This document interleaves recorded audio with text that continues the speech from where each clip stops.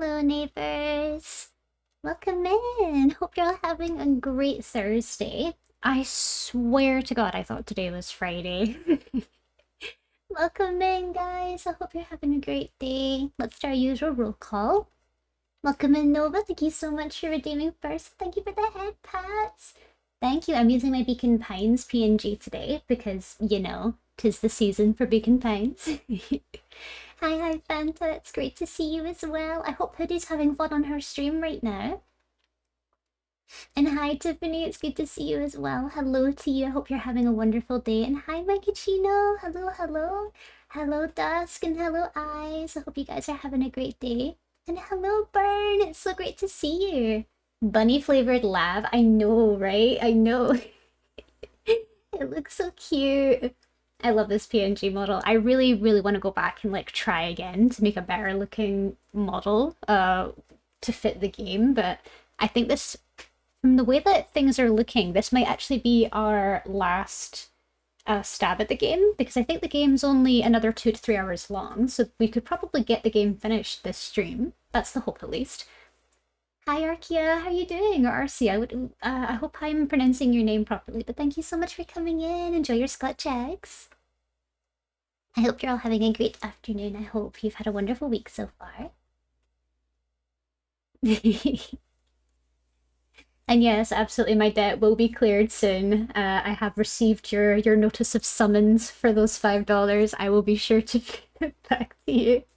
I'm so bad at responding to messages. It's getting really nasty. But yes. Hoodie! Hello, Hoodie! Oh my god, ping. There we go. There's Hoodie! Hoodie! Introducing the lovely Grammy! Welcome in, Hoodie. It's so good to see you. We're literally just getting started, so welcome in. Thank you so much for bringing all your lovely cookie monsters in. Thank you so much. You were doing butterfly soup. I have never heard of that game before in my life, and I need to know what it is. I also forgot to grab the raid message, Lamau. Thank you, Dave. Thank you for bringing your lovely cookies in here. And hi, Moo. I hope Elden Ring went well the other night for you. I hope you guys managed to progress. Speaking of which, we're going to be playing Elden Ring tonight, actually. So, for anyone that doesn't know, straight after this stream, the stream's probably going to be about 3 hours long, but straight after this stream, we're going to raid into Nova's, and we're going to play Elden Ring together on Nova's channel. So that'll be fun. Day 2. Let's go. I wish I could watch. Oh no! Are you streaming tonight as well, Mushy? I hope you are, because I might get Nova to raid into you so we can keep the train going.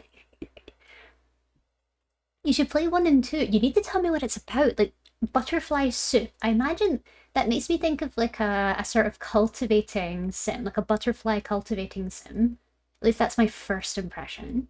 I'm trying to avoid spoilers since it's not really linear. Oh, I see. To be fair, you're further ahead than me and Nova are. Like, you're considerably more ahead than me and Nova are. We literally went to the dancing lion, and that's it. We've not done anything else. Yay! Hello! And light is naturally breathed. Elden Ring isn't linear. No, it is not. Elden Ring is vague. Probably the vaguest game I've ever played in my life.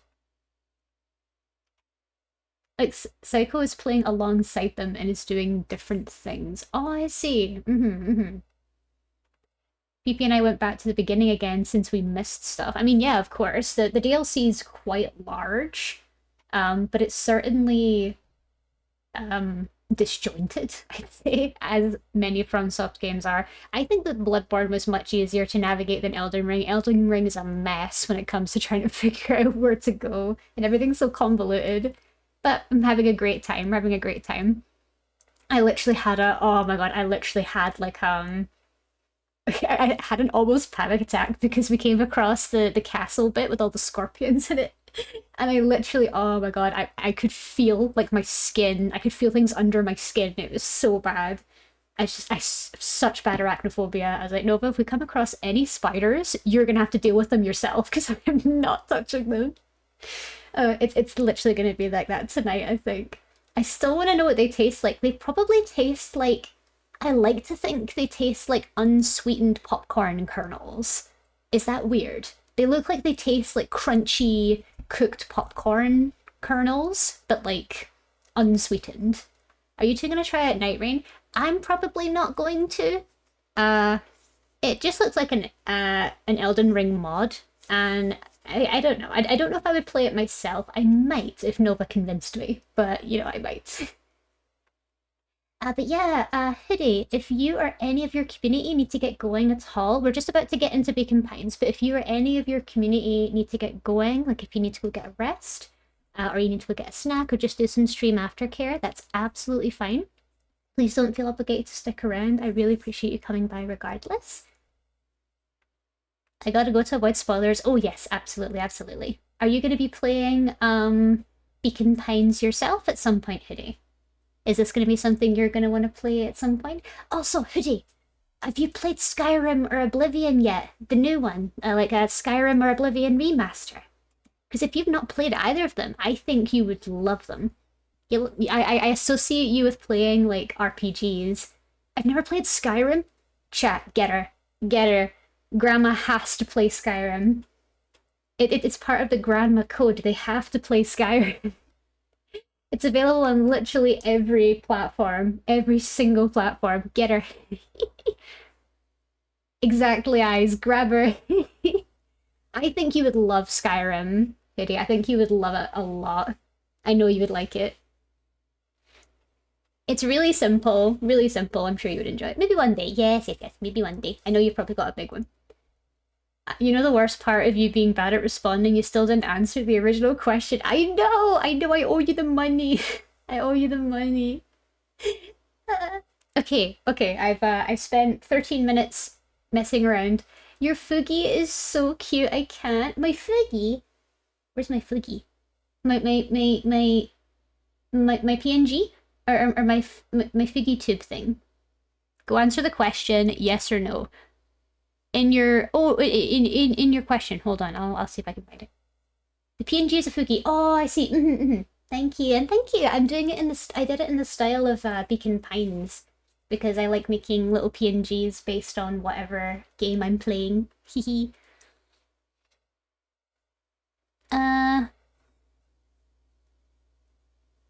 Oh, yes. I would like to join. I would absolutely like to join. Thank you. Thank you, Eyes. I want to join. Let me in. I wish to make art. I need to make art for like 3 people. So much art to work on. Okay, alright, let's get on with this. See, was that hard? No. Not at all. Alright, we're gonna move into the game now, guys. So if there's anyone here that wants to avoid Beacon Pine spoilers, you're welcome to back out now. This is going to be a bit of a weird one because we're actually quite a bit through the game right now. I think we're halfway through, maybe a little over halfway through. So you're welcome to come in and enjoy. I will find the... Whoop. Hopefully that is an okay volume for you guys. Let me know if that's an alright volume. Or if you want it to be a little bit quieter. How is this? I love you, have fun. Thank you, Hoodie. I love you too. Enjoy your cookies, Grandma. I'll see you later.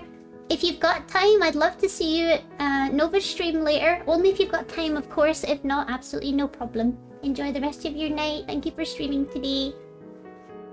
Thank you, Nova. I will see you later. You better be streaming when I'm done, mister. Or I'll have no one to raid. I'll see you later, Nova. Have the best time. Okay, so... let's see what's going on here. But yes, please let me know how the volume is, guys. Can you guys hear the game okay? Can you hear me okay over the game? The last game we played was Slay the Princess, so I want to make sure it's all okay.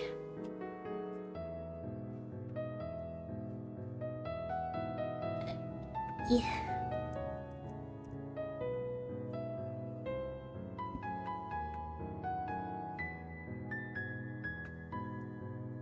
Oh, Slay the Princess was so good. It was. Slay the Princess was amazing. Wait, why isn't this working? Okay, bye, I guess. Come back? Come back? Beacon? Please come back. See, the princess was so good. It is. I'm not very far through it. I need to continue it. I'm considering continuing it on stream, but there's really not a lot of commentary I can provide. So I felt quite bad about it. Ah, there we go. Okay. We got it. It's alive! There we go, we're back.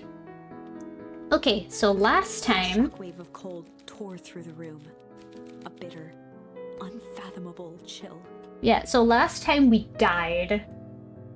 The way that this... So for people that don't know, the way this game works is it's one big narrative. It's one big narrative, and it's told like from the perspective of a storybook. And as we progress through one single storyline, you died. Yeah, we died a few times in the game. We're a child and we've died a few times. So basically, we live in this town, and there's some weird conspiracy going on with all the adults. And we've progressed down multiple story routes, and when we find that we can't continue that story route, we go back and we make different decisions that lead us down other story routes. And then through the information that we learn, we get these little information tokens, and that can inform our decisions going forward. So we can go back and we can retake certain routes in order to change the outcomes. And right now we're trying to just get through the game. I will show you guys the butterfly tree when we get to it. But this is right at the end of one storyline where we meet up with our best friend after having a fight, and then all of a sudden an ice age appears out of nowhere. Wait, you're so far, I also have to lurk. I thought you were just starting. No. We're like most of the way through the game at this point. So please, Mishi, if you need to get going as well, that's absolutely fine. Thank you for being here. I'm sorry you have to come in for spoilers. But thank you for being here. Thank you for letting me know as well. Right, a shockwave of cold tore through the room, a bitter, unfathomable chill, right? Before they could react, it encased them in ice. Two boys, reunited by friendship, only to be cruelly separated by a malevolence beyond reason. Thank you, you too, Machine. Thank you for being here. And so, our story ends on this melancholy scene. In a silent treehouse turned statuary, in a town brought low by its secrets, sits a pair of friends, alone, together, for the rest of time. The end. No, that can't be the ending. It simply can't. I won't accept it, and I hope you won't either. Oh, we're gonna move the chat box up here so you guys can have somewhere else to talk. There we go. That's a bit better. There are more endings, more possibilities. I can feel it. Yes. We are just going to have to sort through them all until we find the one that fits. AFK for now, made HD, forgot about dinner. No worries, Ben, no worries. I hope you enjoy your dinner. Okay, so these are all the ones we've done so far. And as we can see, on one side, we have tokens. I will show you, I will move myself out of the way. So behind me, there are these little tokens that we get from doing little actions throughout the game, which inform our decision making. So all the ones that have a tick on them, we've already explored, but the ones that don't have a tick on them, we've not explored yet. So we need to do this one again, but instead of doing rumble, we do break. And this one, we do flight. So we're going to go back, we're going to do this one, but we're going to do the break action instead, which is what we haven't done yet.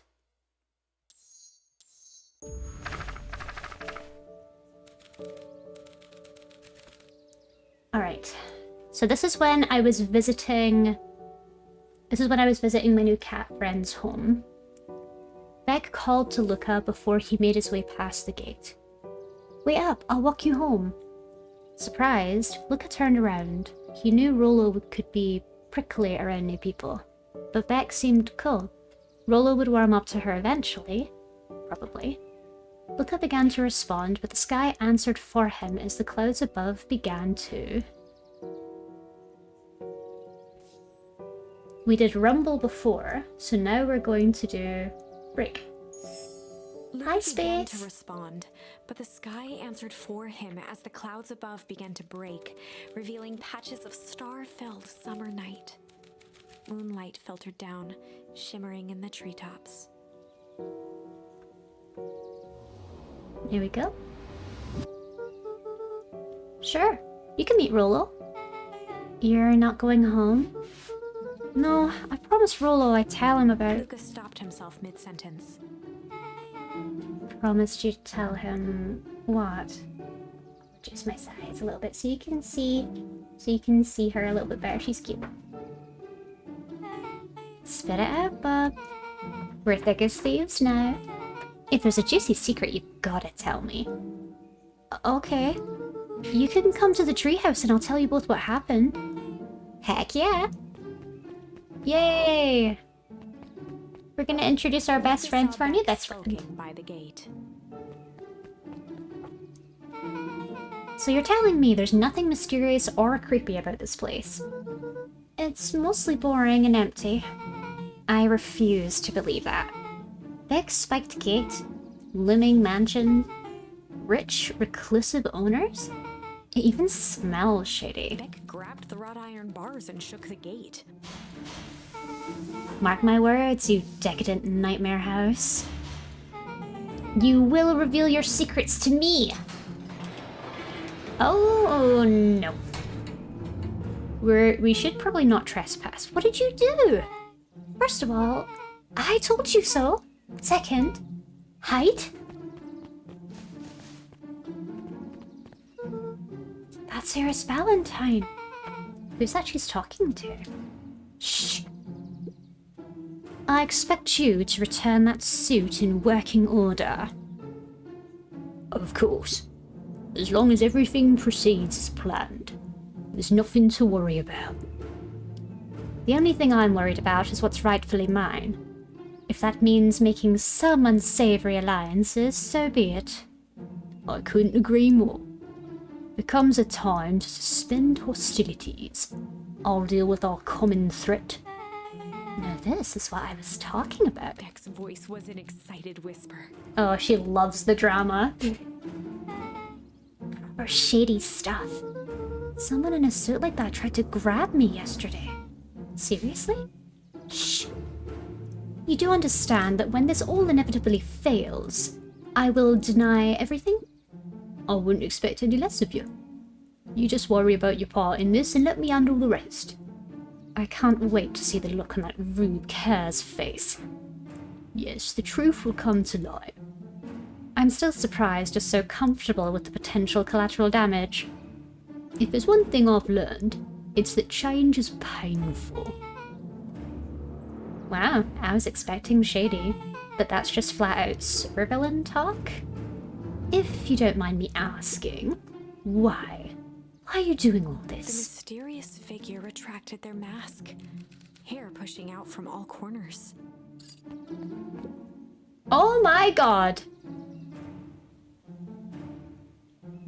Oh my god, and anyone here from the first episode? Hello? Hello? Our grandmother's in a boiler suit, bro. That's grandmama! That's granny! Hello, that's granny! Granny putting bodies in dumpsters. Hello, granny? I was here, but that was a while ago. Yeah, Granny's been putting bodies in dumpsters, man. It might not have been her, but Granny's fit. Granny got some core strength. It's all that bacon and all that gardening. Family. A chill ran down Luca's spine. His vision blurred. Beck stifled a sharp wince, and Luca looked down to see himself wrenching her hand. An answer I can certainly respect. Gran tousled her hair back under the face mask.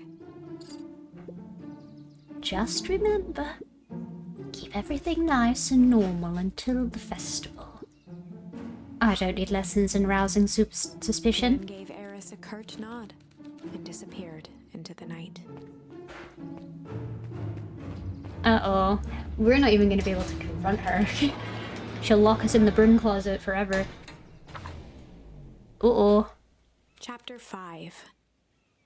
What big ears you have. Ooh. Lucas sat shivering in the bushes, staring at his feet. After checking to make sure the coast was clear, Beck gave him a gentle tug on his sweater. Alright, come on, Luca. What's wrong? You look like you've seen a ghost. Why were you so scared of the old lady in the hazmat suit? That was my gran. That was your gran. Yeah. Okay, well, I'm sure there's a perfectly reasonable explanation for all this. Let's just get to the treehouse and figure things out from there. Lead the way. Right. Let's go to the treehouse.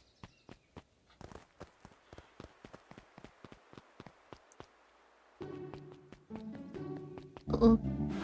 For the last time, there's nothing to worry about. Of course, we're not worried. Clipboard finished writing with a scratchy flourish and looked up. Just dotting our I's and crossing our T's. Well, maybe try mine your P's and Q's. Mr. Nuncreed, arms crossed over his paunch, gave an exhausted sigh. So he was actually, it was actually Mr. Nuncreed that was our first game over. I don't know if he killed us per se, but he like shoved us into a telephone box and we got transported to like some sort of underground place.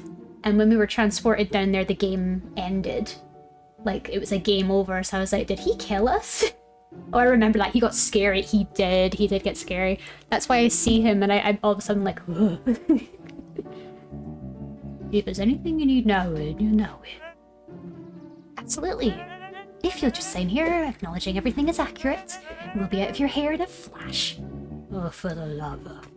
He snatched the pad and scribbled his name so hard the pen nearly snapped. There.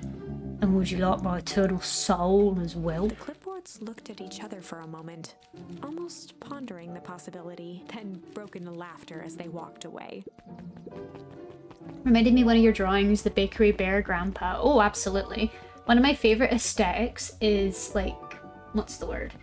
I'm trying to think of the word. Is it deceptively kind? Like that sort of look, like a deceptively kind looking character. Those are the sort of characters I love a lot.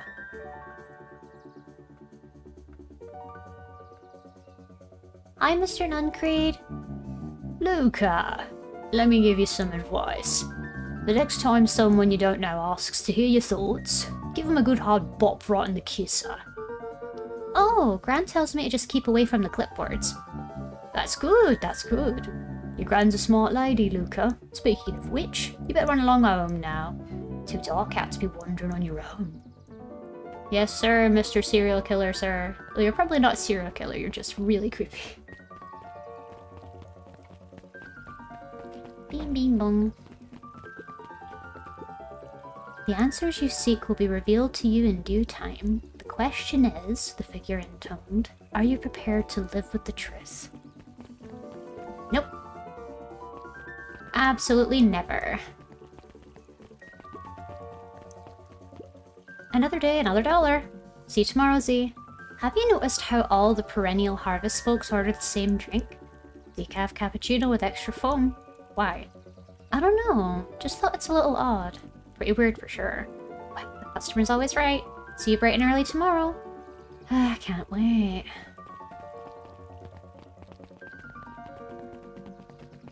Oh, I don't like it. I don't like the guy with the smile here. He's creepy. William Kerr and Gus Valentine proudly surveyed the half-covered festival banner. It's all coming together quite nicely. Couldn't have done it without you. The mayor gave a half-hearted shrug. I'm not so sure about that. Nonsense! That reminds me, I wasn't able to thank your sister for her contributions.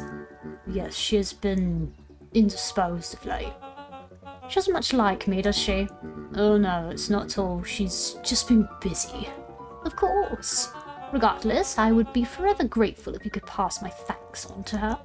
The History Museum adds a real air of import to the whole affair, and we couldn't very well celebrate the story of Beacon Pines without including the Valentines. My father was a great man. Darn tootin' he was. Kerr locked his arm on Gus's shoulder. But I mean the entire Valentine family. Present company included. Can I ask you something, Mr. Kerr? Call me William. Ask away.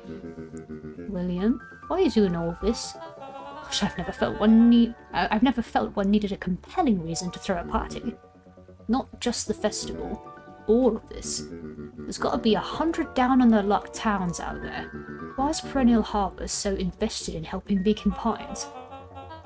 You know what I love most about the agriculture business? Seeds. Seeds. Yep, little bundles of potential. With a glimmer in his eye, Kerr gestured grandly toward the horizon. You treat a seed right, nurture it, feed it, and it can grow into something truly special. You see potential here. Undoubtedly. The seed of greatness is already under our feet. All it needs is a little nudge.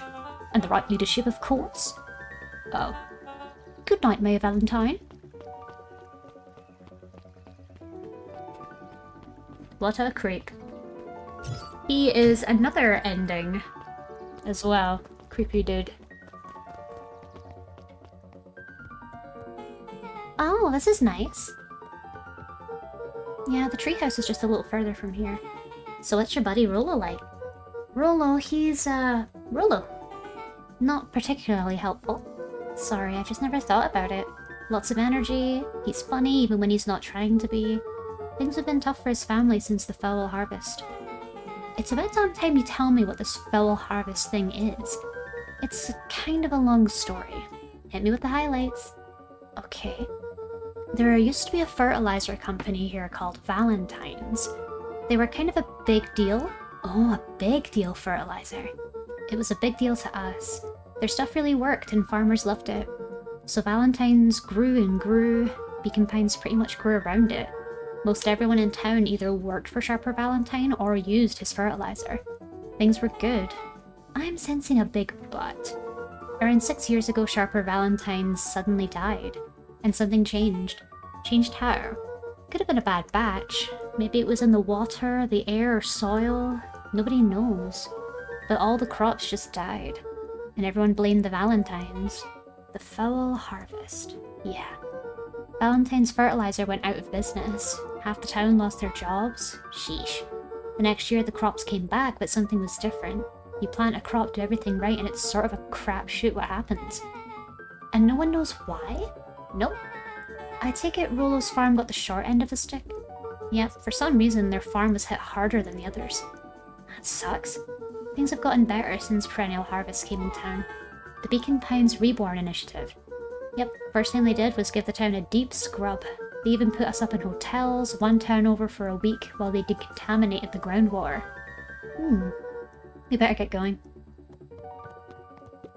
Oh, so they went full on. I'm gonna see if I've got anything extra I can do here. Is there anything else I can do? Nope. Luca rapped at some fish. No, none of that. Okay. Hello, Rolo. Oh, Rolo's not gonna be happy we brought a friend. It's about time. I was about to give up and go home. Who's the new kid? Name's back.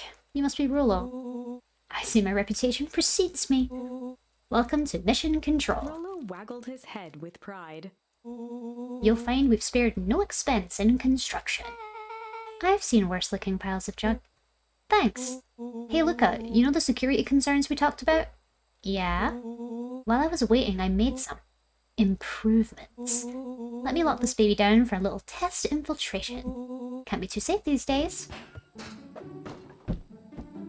He's so cute.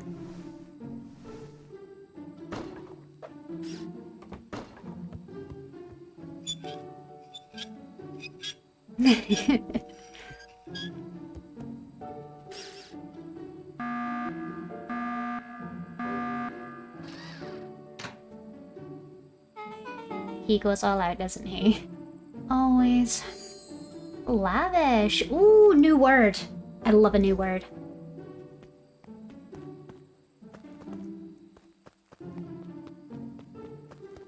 Now, how do we get up?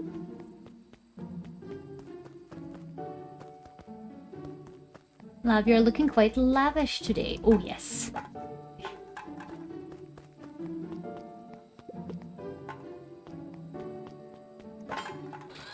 There we go.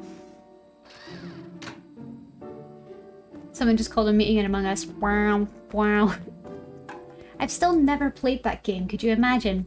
There we go.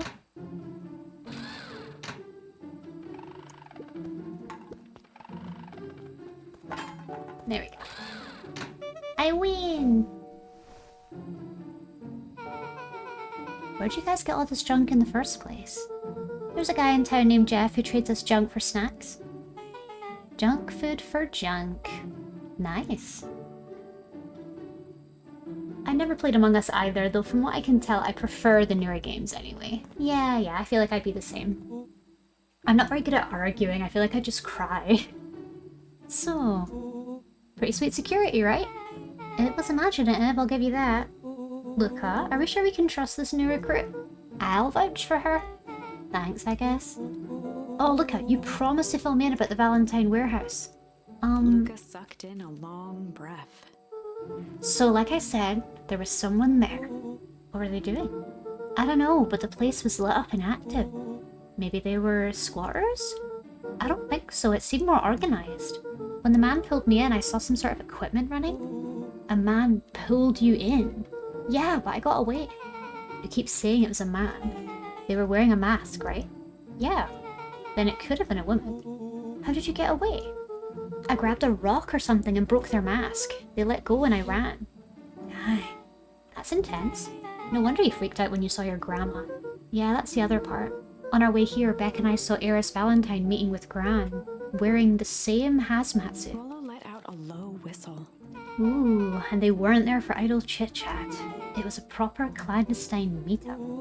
So let me get this straight. There is an operation in full swing at the Valentine warehouse. You were almost abducted by a strange man or a woman in a protective suit. And then you saw your Gran in the same suit talking to Eris Valentine. Hello Axios, hello Remy. Hope you guys are having a great day. Pretty much. I'm beginning to think this town is kinda awesome. Luca shot back a look. No offense. And so we can logically conclude aliens or alien zombies have infiltrated the town. And their leader is your Gran and she tried to murder you. First of all, and for the last time, there are no aliens. Second, it couldn't have been my Gran at the warehouse. I broke that person's mask to get away. The mask Gran was wearing wasn't damaged. But she's definitely hiding something. Maybe. Your Gran's weird, but she might be the most boring person in the universe. I'm good. I had a restful rest. I'm glad to hear that, Remy. I'm glad you're doing okay. Having a good day despite some physical pain. I'm sorry to hear that, Axios. I hope you get better soon. I hope you have a chance to just relax and chill in the stream today. And if it does get too much, you can head off to rest, alright? All she does is sit around all day making jam. What could she possibly have to hide? I don't know. We haven't talked much since she moved in. Moved in? Your Gran isn't from here? No, she came a few months back to take care of me after his mom went missing. Did you know your Gran before? Not really, no. It's been years since I'd seen her. Luca, don't take this the wrong way, but are we sure your Gran is on the up and up? Luca gazed out the window. I'm just saying. It sounds like strange stuff has been happening since she showed up. We could say the same thing about your family. But you're right. Luca, your Gran is hiding something. And Pa always says, folks only bury stuff worth digging up. We need to investigate your house. If my Gran really is hiding something, don't you think I would have noticed by now? That's kind of the whole point of hiding something. I guess you're right. Gran's been leaving the house for hours at a time this week. I'll call you two tomorrow when the coast is clear, and we can start getting to the bottom of this. I'm always game for a good snoop. You can count me in. Chapter 6. Secret Lair. Secret lair. Summer forged ahead, but the nights only seemed to grow colder. Luca walked home slowly under the pale starlight, cautious to avoid any more surprises lurking in the shadows. Reaching home, he slipped quietly into bed, half dreading what they might discover the next day. How is Gran not home yet? What time is it?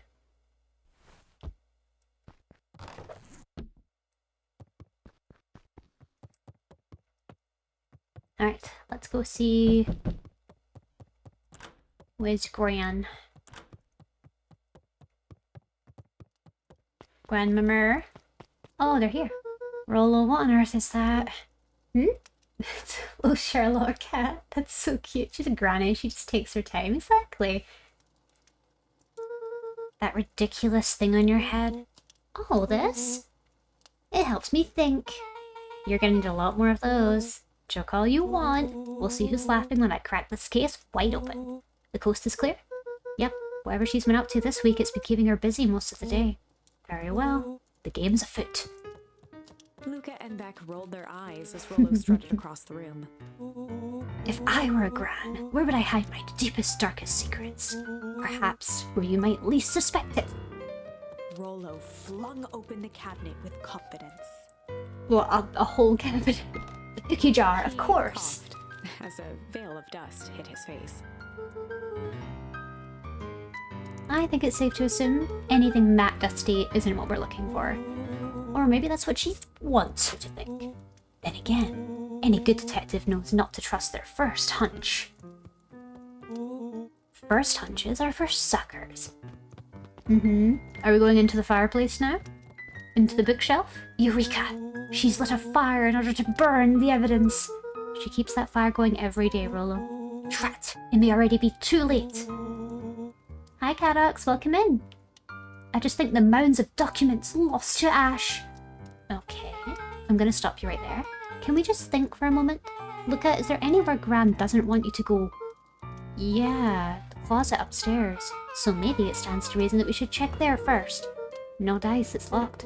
Well, well, well. Look who stands to reason now. And I have no idea where the key is. If it really is important, then she probably keeps it with her. Anywhere else? She has her berry bushes. Who has ever thought, I'm going to take this important thing and huck it in a bush? True. Anything else? Maybe something out of the ordinary? Well, she's always worried I'll break her fancy dishware in the kitchen. But it doesn't matter, I can't reach the latch. A look of realization crept onto Luca's face. How's everyone doing today? I'm doing great, thank you. It's been a very productive day. I had a lot of fun playing games and doing commission work. It's been a lovely time. I hope everyone else is having a good day. What about you, Caddox? Hope you've been having a nice day too. All three kids snapped to glance at each other, then sprinted in turn toward the kitchen.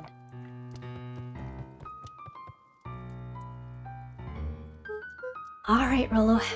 This is your time to shine. Ah yes, you've called upon my expert detective skills. And now I shall proceed with... Before he could finish, Luca scrambled up Rollo's back. You do not get the satisfaction of opening this cupboard, sir. Hey, this isn't my idea of detective work. Every squad needs a good lockpick, and every good lockpick needs a sturdy head to sit on. This is beneath my standing. Stop complaining and hold still. Got it. You removed a molar? Oh, you have to go to the dentist? Make sure you drink plenty of water and get lots of rest, Caddox, okay? The three crowded around the With the hutch. glass doors opened, a perfect porcelain display gleamed in front of them. Their eyes searched for anything amiss, but the only distinct feature was its impeccability. So a molar is one of the large teeth you have at the back of your mouth. You've got like loads of different kinds of teeth. You've got like your incisors, your canines, your front teeth, and you've got your large circular molars at the back of your gums. So wisdom teeth aren't your molars. Wisdom teeth are teeth that are growing in your gums. They're meant to be like your baby teeth. They're like your teeth that are grown in the back for like an extra row. They're meant to be like replacement teeth if you lost those teeth in front of it. Those can grow into your gums, and a lot of people have to get them removed.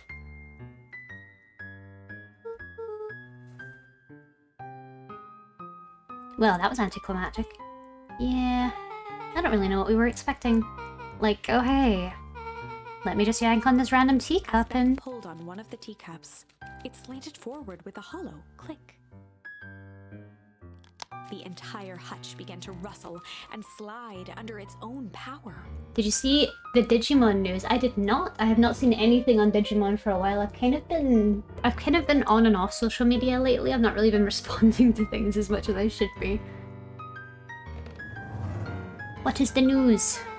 Seems like your gran has been doing some remodeling. Dude, only 2 types of people have secret lairs. Evil masterminds and superheroes. So which one do we think she is? We're about to find out. Ooh, a workshop. It's coming out October 3rd. Ooh, that's very soon actually. We just have to get through the summer and we'll make it. So more of an unhinged conspiracist vibe? Oh wow. Yeah, this cannot be good. We need to look around before jumping to conclusions. Right, what we got? Luca jostled each cabinet drawer in turn. Only one was unlocked. He fingered through the filing cabinet, pausing at a bulging folder labeled Walter. Walter. For a long moment, he just stared at it. What do you got there? It's my dad. Looks like some of his old medical files. Your dad was a doctor? Luca nodded and caressed the label with his thumb. Well, are you gonna read it? Here, let me help. Willow swiped the folder from the drawer and began leafing through the pages. What is the collector's edition for the new Digimon? They'll probably give away Digivice, won't they? I remember having a pink one when I was a kid, like a pink Digivice. How about you actually read some of it? One sec. Dense documents such as this are a lot like a cheeseburger. It's best to skip straight to the middle. That's where all the meaty bits live.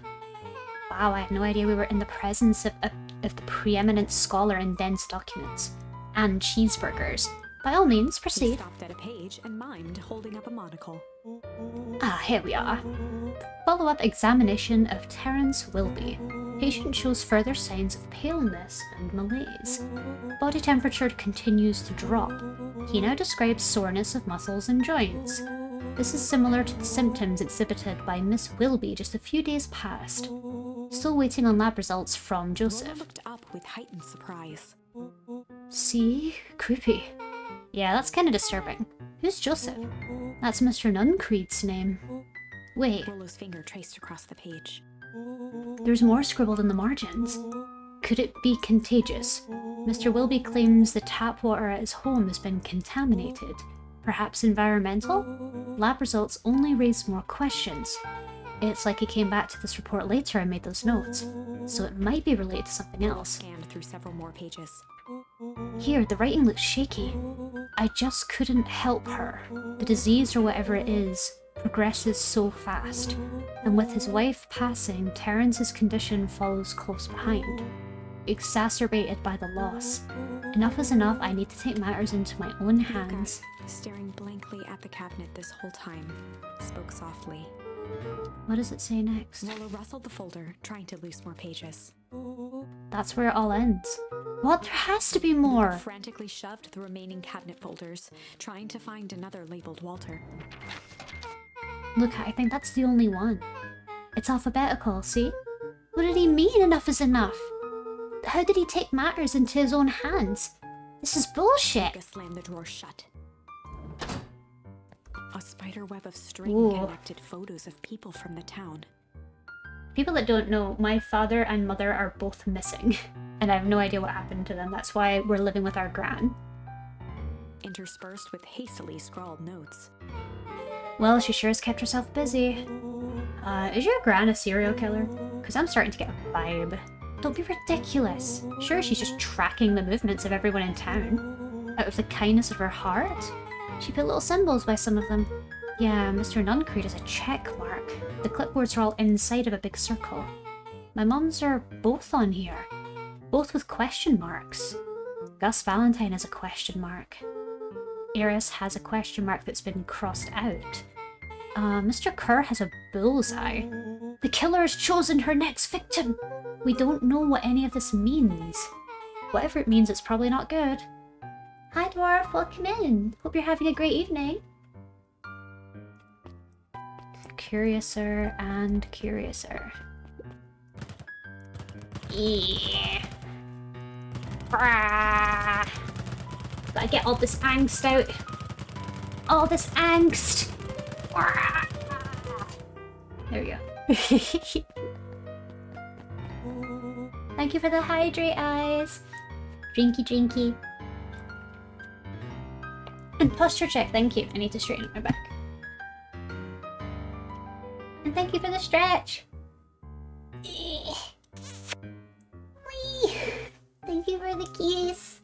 Who's smashing the doors? I was punching a punching bag. My character's so stressed out right now. What do we have here? Barrels marked caution explosive. And jam jars. That's enough jam to feed the whole town. What kind of incendiary jam is your grand making? Incendiary. She wouldn't have had me walk around town delivering bombs. Right? Only one way to find out. Arlo casually spun open a lid and dipped his finger in the jam. He Huckleberries. smacked his lips. A hint of brown sugar. And ink.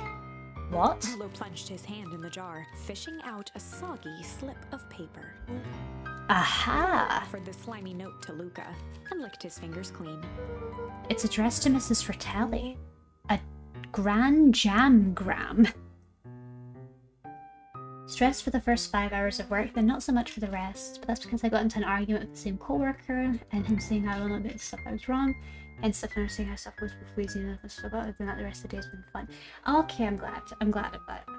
I'm glad you've had some peace and quiet. Take some time to yourself today, alright? Sometimes co-worker drama can be very stressful. I hate brown sugar. I love it. I love it in baking. It's got like almost a deep flavour to it, so it's a very earthy flavour of sugar. It says, last night I used the disguise Arist provided to scout the location. The timing window should be possible.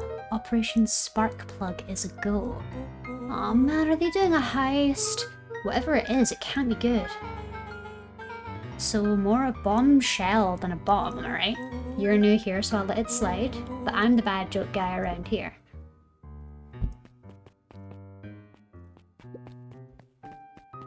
Girl, it's not even sweet. What do you mean it's sugar?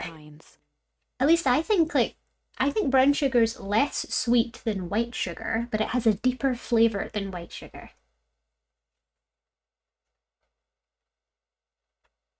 Hi Dom, how you doing? Welcome in.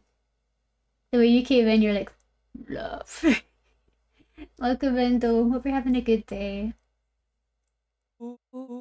Cool, this is like a treasure map. Not every old map's a treasure map, Rolo. Yeah, but every treasure map's an old map. Can't fault that logic. Look, there's even a pathway drawn on it. It starts at the entrance to town. And if we follow it... Rolo carefully traced the path with his finger. It leads right to... He jabbed down at the end point. Town Square. That's a fountain in the middle of town. A weird place to hide treasure. Well, that doesn't look like treasure to me. The end of the path on that map has the same symbol as the explosives over here. So it's not hiding treasure. A real bummer. Rolo, what's the thing you've been excited about for the past month? The festival. Oh. Did you just say gulp? This feels like a gulp kind of situation. Everyone will be gathered near the centre of town. She's gonna blow up the festival. Not if we stop her. Uh-oh. What was that? Luca looked up from the map. What was that? No, I heard it too. That was the front door. Which means someone just shut the door. Which means someone's upstairs. Shh, quiet. Hit the lights. Beck flicked off the light, and they became statues in the dark. Whoa. Overhead, creaking floorboards bent under slow, deliberate steps. Ooh, don't find us, Gran. Kids looked up. I don't want to get gummed to death. Following each footfall.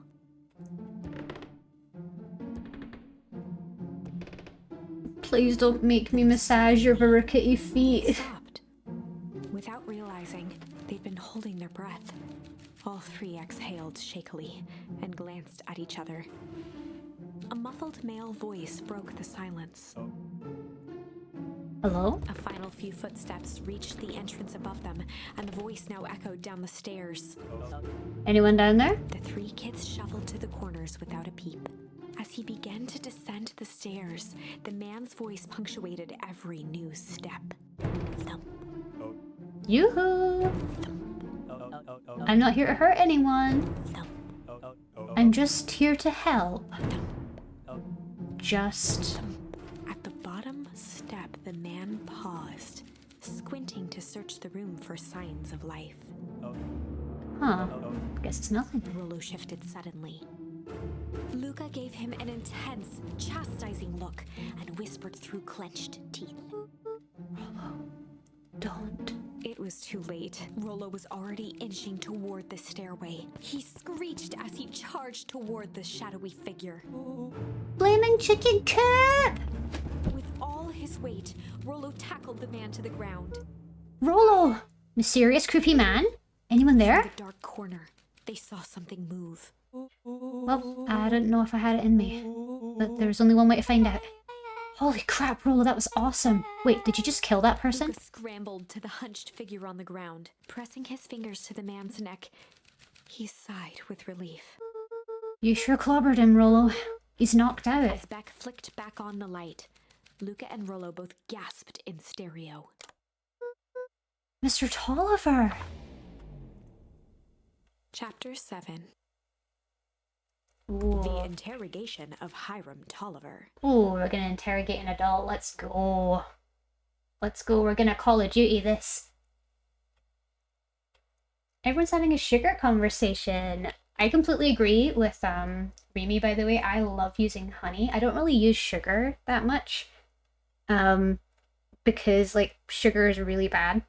It's nice to have sweeteners and things. Like I like having honey, and I like adding honey to like my pancakes. I'd like to add it to like butter toast every now and then. You know, I like adding it as my sugar alternative. So it's quite nice. Still unconscious, Mr. Tolliver slumped heavily in a shoddy old chair. His hands were bound with rope, his feet tied with some loose string. The kids huddled in a circle, discussing their plan. One thing was certain, they couldn't just let Mr. Tolliver go. Oh, They needed to know what he was doing in Luca's house. poor children. You never should have to do this sort of thing as a child. After some deliberation, it was decided. They'd run the classic good cop. Let's do hard cop. They'd run the classic good cop, hard cop interrogation. I'm gonna be a hard cop. Rollo brandished a steely gaze. I've got this. Read about it 100 times. Let's do this. Let's get Rollo him. swaggered past the chair which propped up the slumping Hiram Tolliver.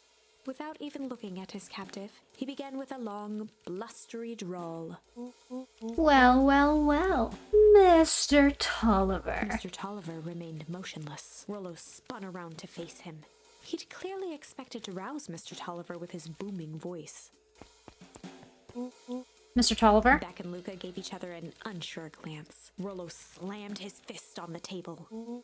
I said, Mr. Tolliver. He grabbed the table lamp and beamed it onto the unconscious face.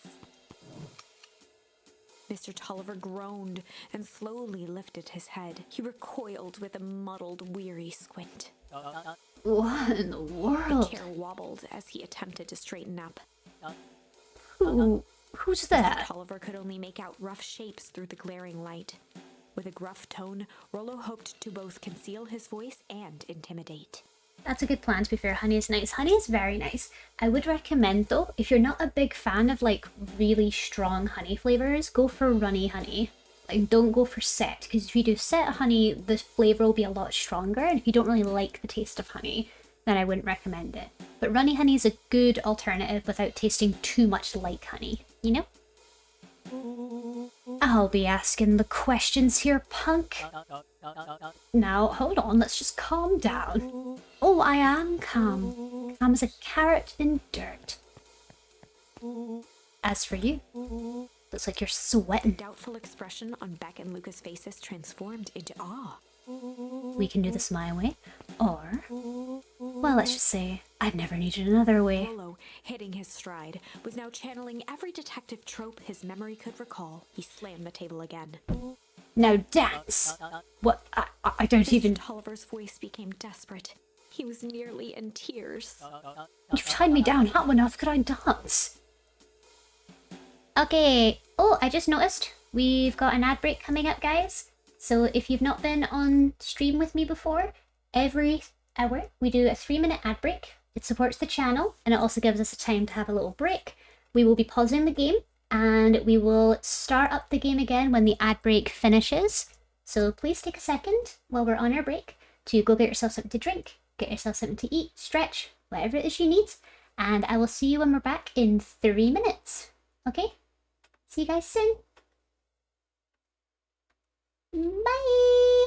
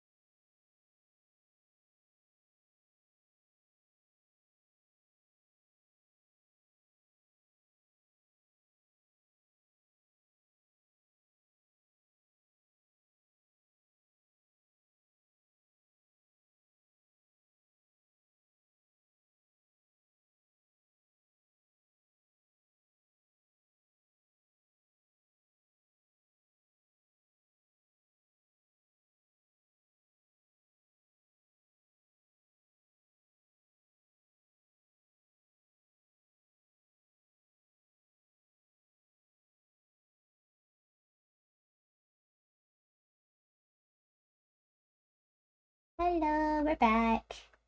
Just gonna get the game reset up. Sorry if there's a sudden spike in audio. There we go. Okay, we're back.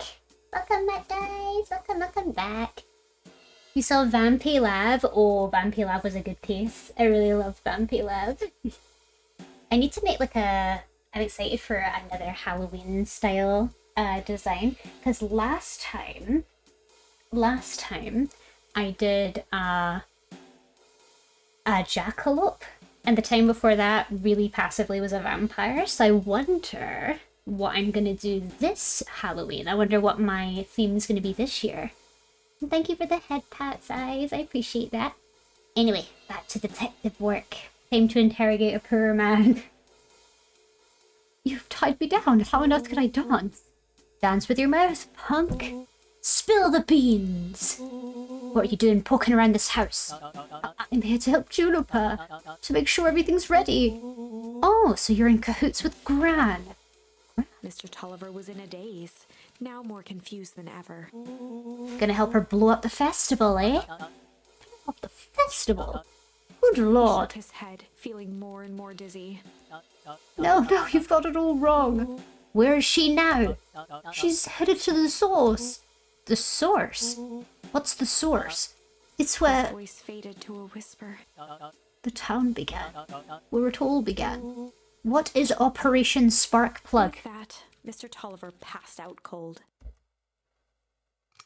You made him too Turning afraid. around with a repentant grimace. Damn, Rolo. I think you went a little too hard on him. What did he say about the source? It's where the town began? We need more information. Yeah, but we better not push Mr. Tolliver any further. Is there anyone else who might know more? What about the History Museum? It just got set up for the festival. Nah, that tent was put up by the Valentines. Everything they do is just a bunch of fluff to glorify themselves. Is there anything more reliable? The library. If there's any information about the source, Caro can help us find it. Let's go get some answers. Yay! It's Fanta! It's a dang nice library. Thanks! We worked hard on it. Aren't you a little too adorable to be a librarian? Adorable. Ah, we've got an adorable. Oh, Caro hung out here so much eventually they just gave him a set of keys.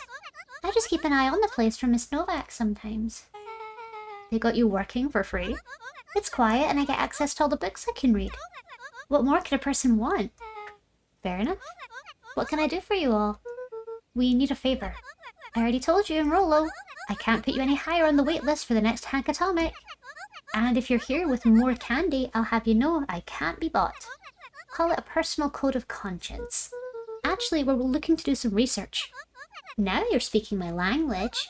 What are you looking for? That's the thing, we sort of don't even know. What do you got on the history of the town? There's the county record archives. What's in those? Births, deaths, newspaper clippings, stuff like that. Pretty boring reading, but they do go all the way back to when the town was founded. Great, we'll start there. Chapter 8. 6 feet under, 3 towns over.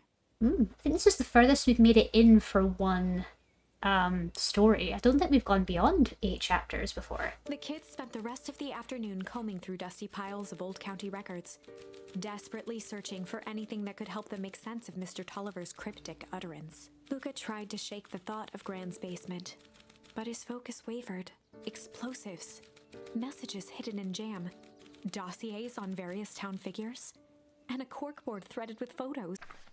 Maybe you Gran was the could only call family he her had left. Petal the He penguin. still couldn't bring himself to believe the worst. Like Flower Petal the penguin. Petal the penguin, that's a really cute name.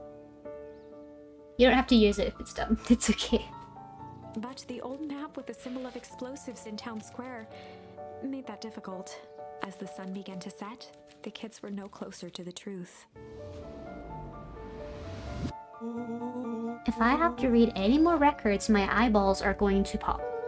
We have to keep digging. If I dig another word, I'm gonna end up in one of these asinine death records. Rollo Cotter lived a full and wonderful life, till he read so much boring crud that his brain oozed out of his ears. Rollo shut his book with an assertive nod. If you've got a better idea, spit it out. You sound like my sister. Keep pushing your luck, pal. And it won't be boring county records that'll kill you. I'll put you in the obituaries myself. Rollo muttered under his breath. Your county record. Really? That's the best you've got? When I'm done with you, you'll be the footnote in history. Just Beth like slammed her finger down on the open page before glancing down to read. J. Hartford here. I'd love to see you try. Hey. We're all a little tired. Let's just take a minute and... Something tickled the back of Luca's mind. Wait, what was that name, Beck? In the obit? J. Hartford.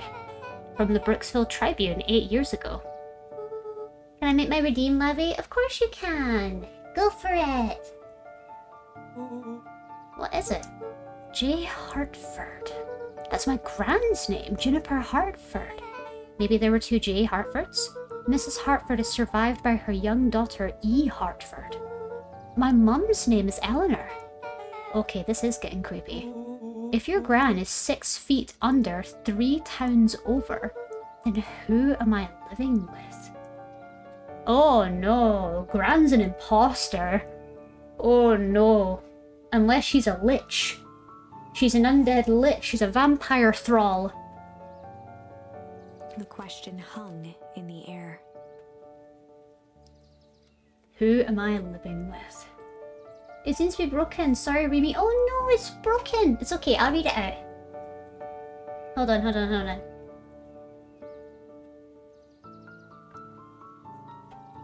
I told my friend a story about a biscuit that was really good at hiding. She said, really? That's hard to crumb by. That's hard to crumb by.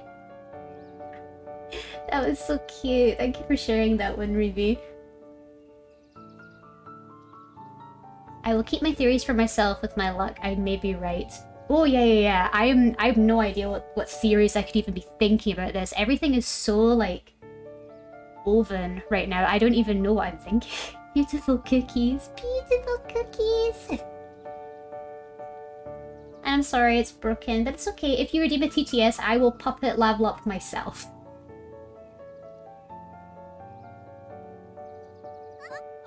Alright, gang. I gotta close up for the night. Beck rubbed her eyes. How late is it? Almost 10. Oh crap, Pa's gonna kill me. I gotta go. Yeah, my parents will be worried sick. Okay, let's meet up as early as we can at the festival tomorrow. What are you gonna do about the unconscious man in your basement? I'll think of something. You should watch more movies. I have 3 to 5 tropes in mind already. Oh, trust me, I watch a lot of movies. I feel like I genuinely don't know what sort of theories we could have. You're welcome to share your theories, Axios, and then it'd be interesting to sort of see your perspective. I think it's because I don't really watch a lot of conspiracy stuff. I'm not very good when it comes to like conspiracy stories. I like cult stories. Cult stories are fun.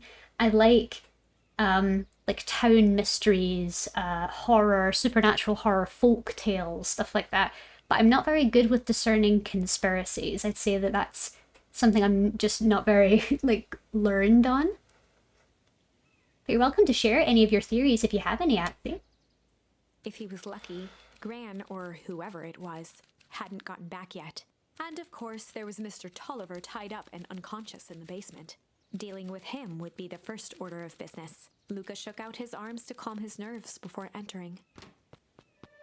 We're gonna have to shove a sock in his mouth to stop him from screaming. He held perfectly still, tempering his breath, and to listen closely. I'm betting a time-related phenomena because they said where the town began. Oh, like time travel? Like that sort of thing. That would be interesting.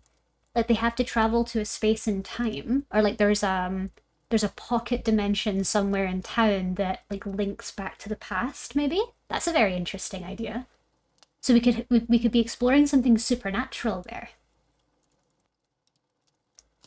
He held perfectly still. There's Gran. She's here. She was asleep. His only hope was that she hadn't found Mr. Tolliver before dozing off. Check on Mr. Tolliver in the basement.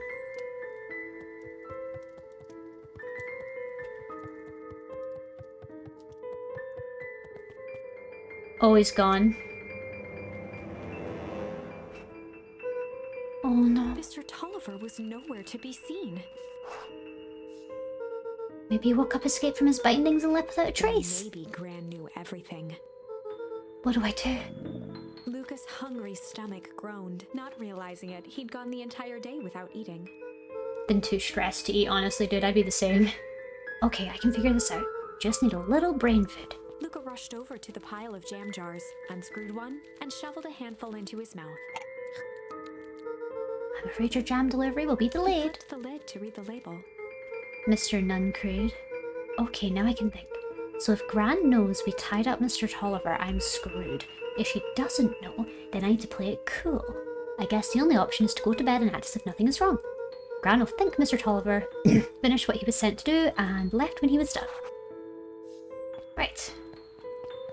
Let's rush to bed, but making sure everything is okay.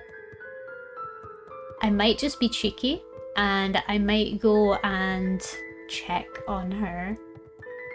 Oh, fuck. Okay. Gran. Okay, stick to the plan. Go to bed and play it cool. Everything's good. As Luca climbed the final stair, the emotion of the day dragged heavily on him. With each consecutive step, his legs weakened. His stride began to falter. He tried to grab for the railing to steady himself. Not the jam. Something was wrong. I think we drugged ourselves with a jam. Come on, legs. Just a few more steps. Luca groaned and tried to move. His limbs might as well have been bolted to the ground. Through numb lips, he mumbled just before falling asleep. The jam? The jam made us pass out. Sweet boy. What did you get yourself into?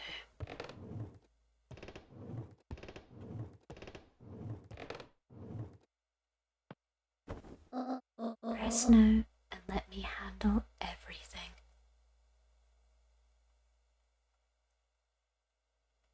She knows. She definitely knows. Chapter 9. A speech to end all speeches. Luca awoke to find himself face down in bed. He moaned into his pillow. Why would Gran drug him? Yes, I thought the Gran is trying to fix something. Or rather, why was she trying to drug Mr. Nuncreed? Yeah, like there's clearly something, there's a sort of like drug in the jam, specifically to Mr. Nuncreed. So why him in particular? He's the one that shoved us into the phone box. Shaking the questions from his woozy head, Luca snapped back to the matter at hand. But why would our Gran take on a dead woman's name? Because she was supposed to have died 3 towns over. The festival!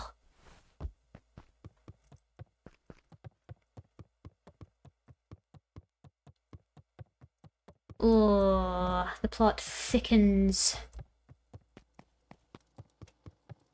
Anyone in the kitchen? Grand Mima? Nope.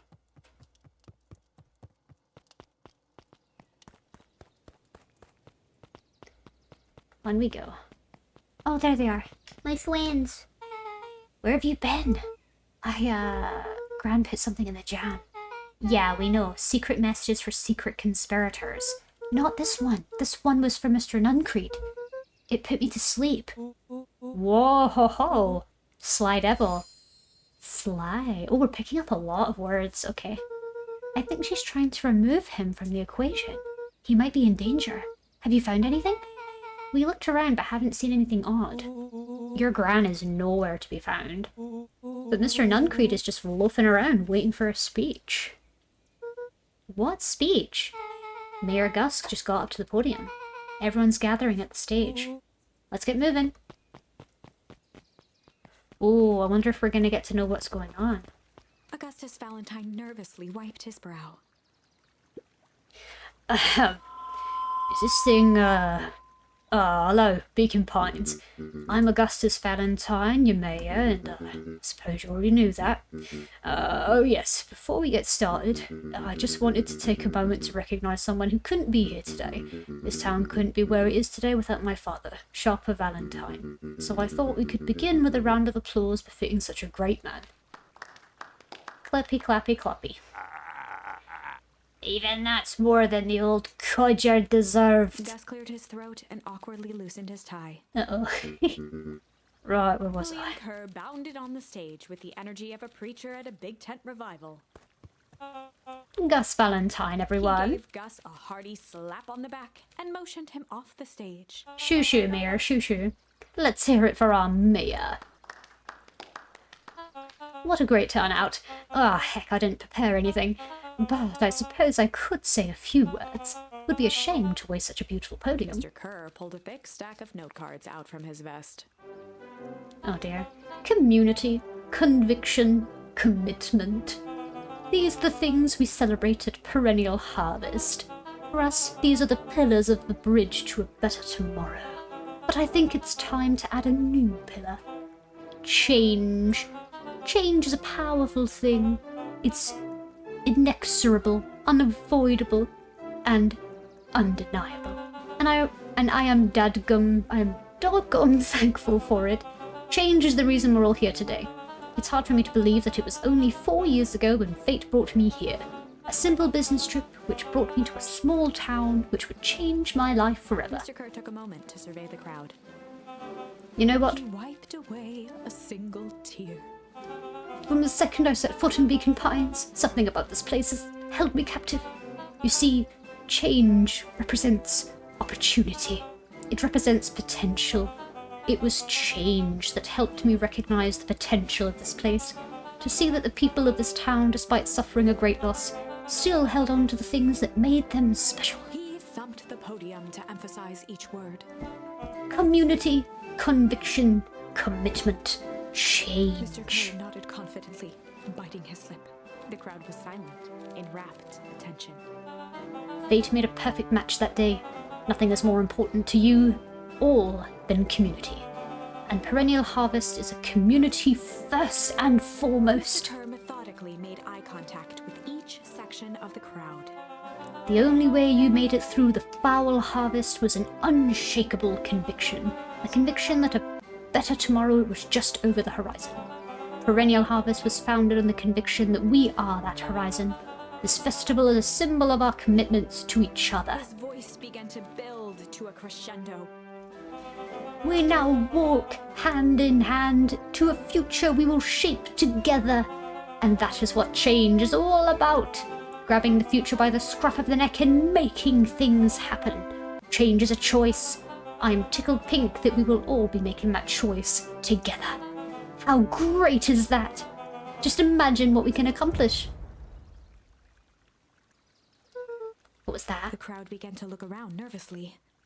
I love his purple eyes. Yeah, I hate his smile. His purple eyes give me comfort, but his smile gives me panic. Don't worry, little thunder isn't going to ruin this day.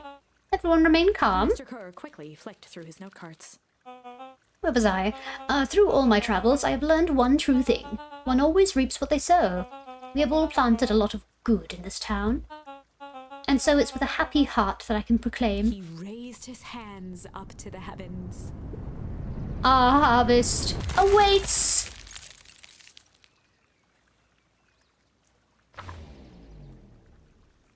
At that moment, a Oh, merciless it happened wall of again. impossibly cold air ripped through the crowd, instantly freezing everyone. It happened and everything it again. touched.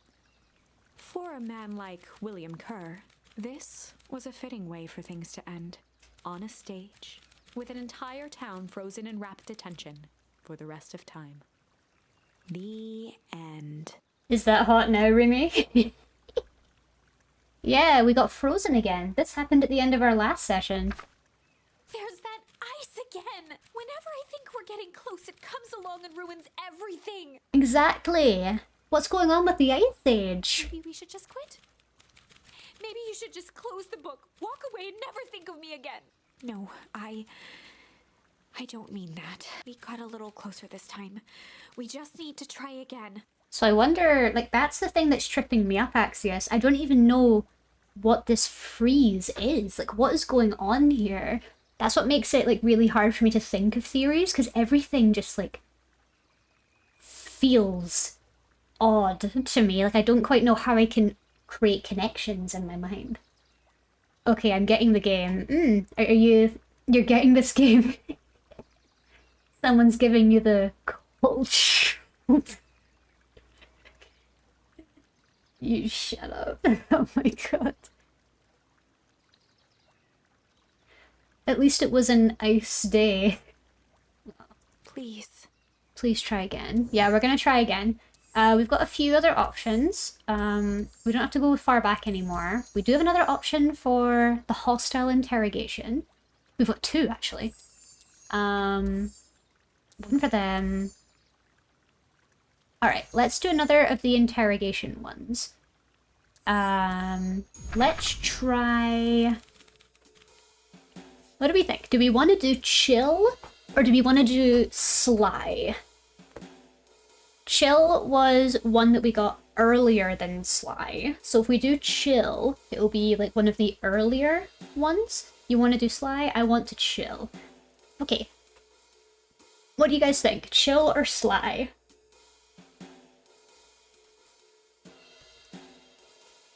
Bing bong, bing bong, bing bong, bing bong. I think I might do... Because chill is the one that we got earlier in the game, I want to try and get through our earlier options as soon as possible, so I'll try chill to begin with.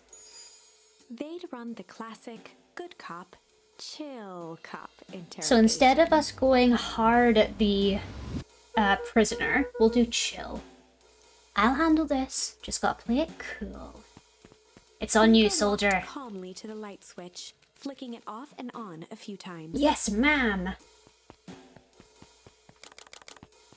Mr. Tolliver shook his head, gathering his wits. God, yeah, I sure got my bell rung. Looked over to find Luca, who returned a calming grin. Sorry, Mr. Tolliver.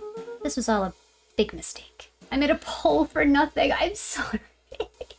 I'm sorry. I didn't realize you were making a poll. I'm sorry. We should have communicated. I'm sorry. You did your best. I'm sorry. Luca, what's going on here? Why do you have me strapped down? It was the perfect time for one. I'm so... We didn't talk.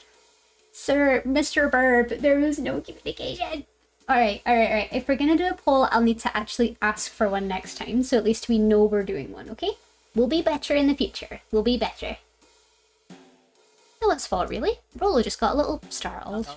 Rollo's here? Rollo and Beck emerged from hiding to give a timid wave.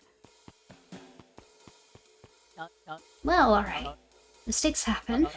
You kids gave old Hiram a good scare. Let's just get me out of these ropes and call it even. Luca glanced over to Rollo and Beck, who replied with skeptical looks. Mr. Tolliver, why are you in my grand's basement?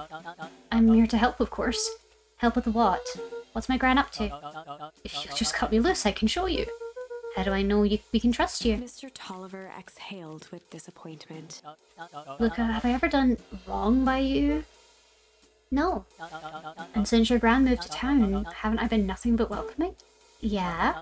So why would I turn my back on your family now? It's just, all this stuff seems pretty weird. A board with names of people from town, an archive of my dad's old disturbing patient Luca notes, gestured to the corner. barrels of explosives. I can explain everything. You just need to untie me. You kids deserve an explanation. Luca looked again to Rollo and Beck. This time they shrugged. Luca began to slowly loosen the bindings. Mr. Tolliver gently rubbed his wrists. That's a good lad. This all makes sense in time. He edged imperceptibly toward the stairs as he spoke. Get him. Get him! You aren't gagged, Mr. Squirrel. You can still talk. Exactly. Exactly. Why do you have to be untied to speak to us? This boy's trying to escape. You see, this town has secrets, Luca. A very dark past indeed. Before the kids had even noticed his movement, Mr. Tolliver was at the light switch. A past that must be brought to... He punctuated his final words by flicking the switch and rushing up the stairs. Light. Get him! Son of a... Darted to the wall and turned back on the lights. It was too late. Rollo confirmed what they all heard. He dead for real. Oh yeah, we're gonna get him. We're gonna get that boy. Exactly, yeah, he's gonna escape Kai Truck. Come on, come in. He just locked us down here. Mr. Tolliver's muffled voice came from behind the door. I wasn't lying, you know. This is for your own good. You kids just keep tight down there and let the adults handle this. They looked bewildered at each other. Play it cool, huh? Not now, Beck. They heard the staccato thump of quick steps exiting the house. The kids looked down in resignation. Ah, we've been trapped. Imagine finding them dead next time. Exactly. Imagine. This isn't how it goes in Hank Atomic. For some reason, they'd always assumed it was up to them to save their town. Luca opened his mouth, hoping to conjure some magical words to make this right. Only a hollow croak escaped. Not gonna lie, I would laugh. Yeah, I have a feeling I would get really upset to begin with, and then I would just laugh at just how stupid and hopeless the situation is. The end. Wow. Wow, and we just get locked downstairs forever and we have to eat each other. We certainly aren't going to find a grand resolution to our tale locked in a basement. Back to the drawing board. Alright, let's do it again, but this time we're gonna do Sly. I'm glad that that one was really short, because of course it would be. Of course, we would not be able to go anywhere down there. Told you, yeah, it's really short. So let's do Sly. They'd run the classic good cop, sly cop interrogation. I think that means we're gonna get Beck to do the interrogation this time. Luca and Rollo ducked behind a barrel, leaving Beck. Get to him, her task. Beck. Get him. Beck's gonna eat him alive. With a few crisp snaps, she roused Mr. Tolliver. Ugh. What's going on here? You're that mood wolf girl.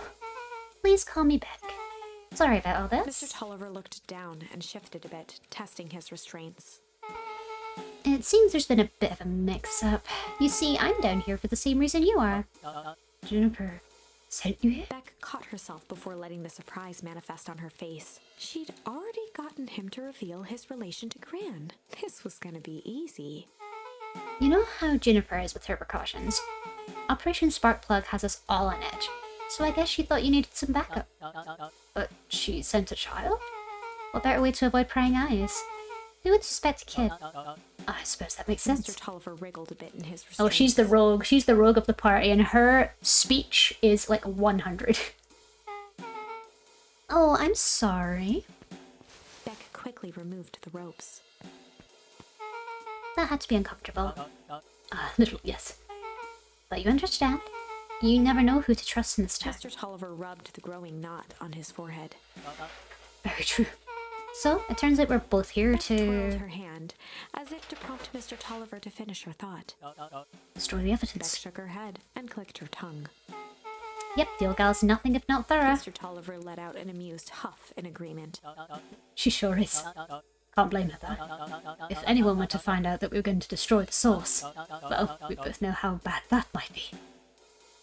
So they're going to... wait, they're going to destroy the source. They're not going to the source, they're going to destroy the source where the town began. So they're going to destroy the town? No one will know anything once I finish cleaning things up down here. Beck was on a roll now, playing Mr. Tolliver like a fiddle. You sure you can finish this up on your own? Juniper trusted me for a reason.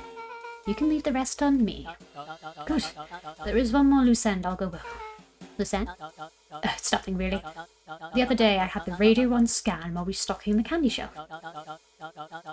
And wouldn't you know it, I intercepted an odd phrase in a perennial harvest transmission. Underground secrets. That's ominous. I think it might be a password, but Juniper dismissed it. Said it wasn't mission critical. What's the password for? We don't know. So we have a password and nowhere to put it. Must mean something, right? Good thinking. You should probably go work that out. I've got this under control. That's a relief. Between you and me, this basement gives me the willies. Heading for the stairs, Mr. Tolliver hesitated and turned to Beck with a puzzled look. She grinned and gave him a peppy wave.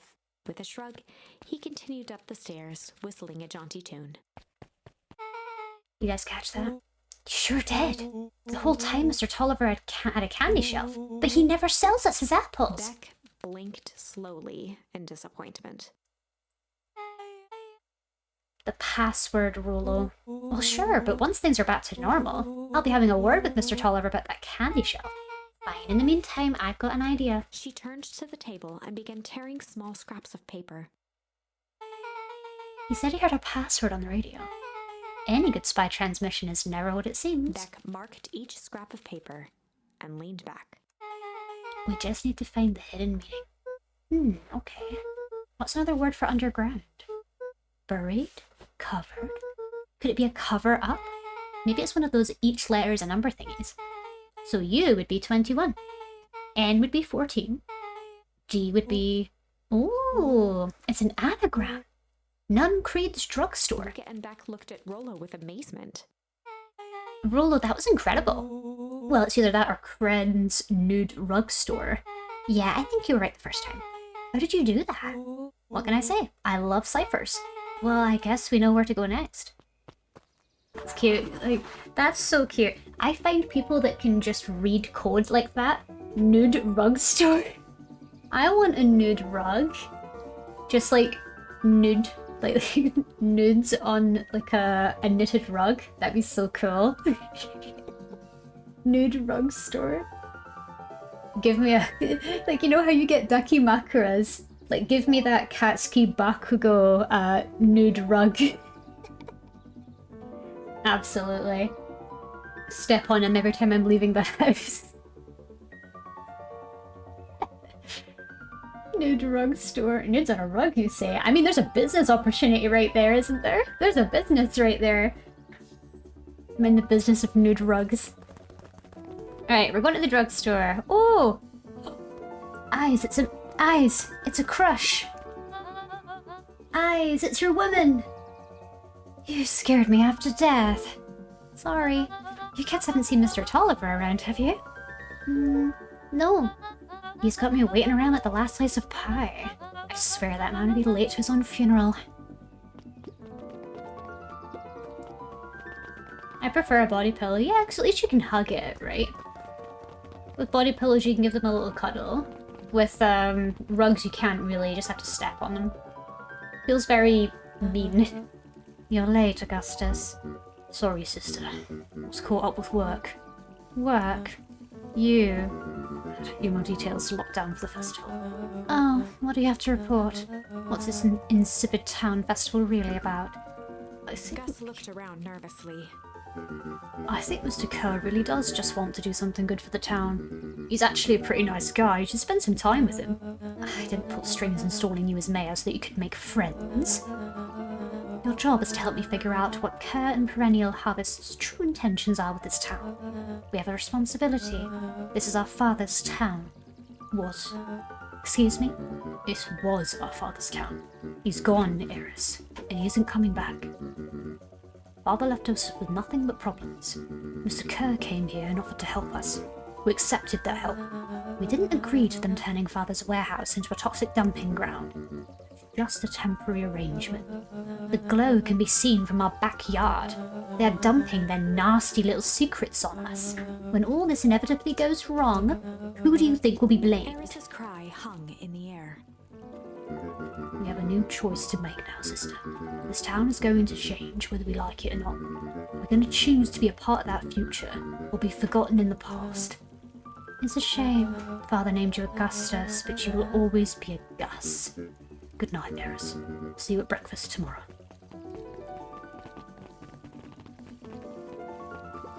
It's getting late, children. Yes, ma'am. She's still reading. Knowledge, he spat with a sneer. There exists a gulf between knowing something and being able to do a damn thing about it. I do hate when the villain makes a good point. Cuddling with plushies or body pillows is amazing. I agree. I agree. It's a much nicer cuddle, I think. I feel like the actual shape of a body pillow is really convenient. You can get these cat pillows that are like long cats. And I really want to get one of them because they seem like they'd be really nice to sleep with because you can just like drape your leg and your arm over it. It sounds so comfortable. Thank you for the drink, Kai Truck. Gonna go for sleep for hitting my head with a keyboard. No worries, Kaichot. Thank you so much for being on stream today with us. Hope you have a wonderful rest of your night and have the best sleep. Solomon stood proudly at the entrance to the drugstore. Little Solomon! Brown bag overflowing with black licorice. Hey Solomon, we're looking for Mr. Nuncreed. Is he still in there? I'm afraid not. Then where'd you get the candy from? You might say we have an arrangement. Solomon shoveled a surprising amount of licorice into his mouth. Sometimes it's the small pleasures in life. Then we might not always have family to rely on. Licorice has never let me down. Well, I can't see licorice would be my first choice. But whatever floats your boat. You can tell a lot about a person by their choice of confection. Oh yeah, I guess. That's a good question. What is your favorite confection? What's your favorite sweetie in the whole world? I don't know what mine is. I literally don't know what mine is. I think my favorite sweetie might be either... I actually don't know. I like everything. I like everything. I like chewy sweets, I like caramel. I'd say probably my favorite would be bonbons, like chewy bonbons. They would probably be my favorite.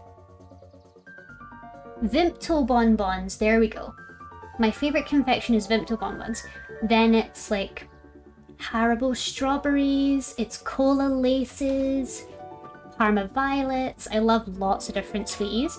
Chocolate covered toffee or chocolate covered caramel. Oh, that stuff's good. But yeah, I'd say my favorite's probably Vimto bonbons. They're my favorites. Oh yeah, I guess. Caramel, very nice, very nice. I like sour gobs. I'm certain you do. I always wondered why Mr. Nuncreed kept licorice in stock. You must eat enough of it to make it worthwhile. There are many ways to earn royalty. For some, it's as easy as cold hard cash. Bye!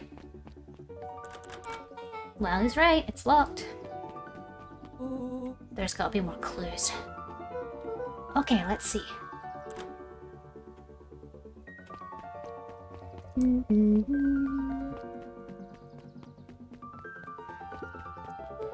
Have you ever seen anyone actually use this thing? Besides Mr. Nuncreed, no. Beck cupped her hands on the glass to peek inside. That's not a normal phone booth. It's got like a blinky keypad. Why would there be a blinky keypad? Kren's Nude Rock Store. I mean, Underground Secrets. The password. Flung open the door and they all squeezed in. I had an unhealthy addiction to Choc Toff during high school. I'd eat 3 to 4. Oh, chocolate toffees. Are those like chocolate covered toffees? That sounds great. I need a tier list, but one thing I love is my mum would make a caramel Chex. I think Puppy Chow, but using caramel instead of powdered sugar, peanut butter, and chocolate. Ooh, that sounds so good. Because I love sweeties. I love like cheap, like, school sweeties, like cheap after school sweets. I always loved them so much. Like gummy sweets, chewy sweets, chocolatey sweets. I love them. Alright, let's see here. Luca cracked his knuckles and entered the letters into the keypad. Underground Secrets. Sounds like that did something. Great, now what? I guess we... The inside of the phone booth dropped loose from its shell. There we go. This is what happened to us before. Mr. Nuncreed shoved us into the phone box and it did this. Without even the space to panic, they closed their eyes, held their breath, and accepted their fate. Suddenly, the chaotic descent slowed to an effortless landing. It was unclear where they ended up, but at least it was solid ground. Oh, we actually get to see now. The air was stagnant and smelled vaguely of chlorine. I knew it. You knew that there was a secret hub full of strange tubes under the phone booth. Of course I did. Didn't I say that?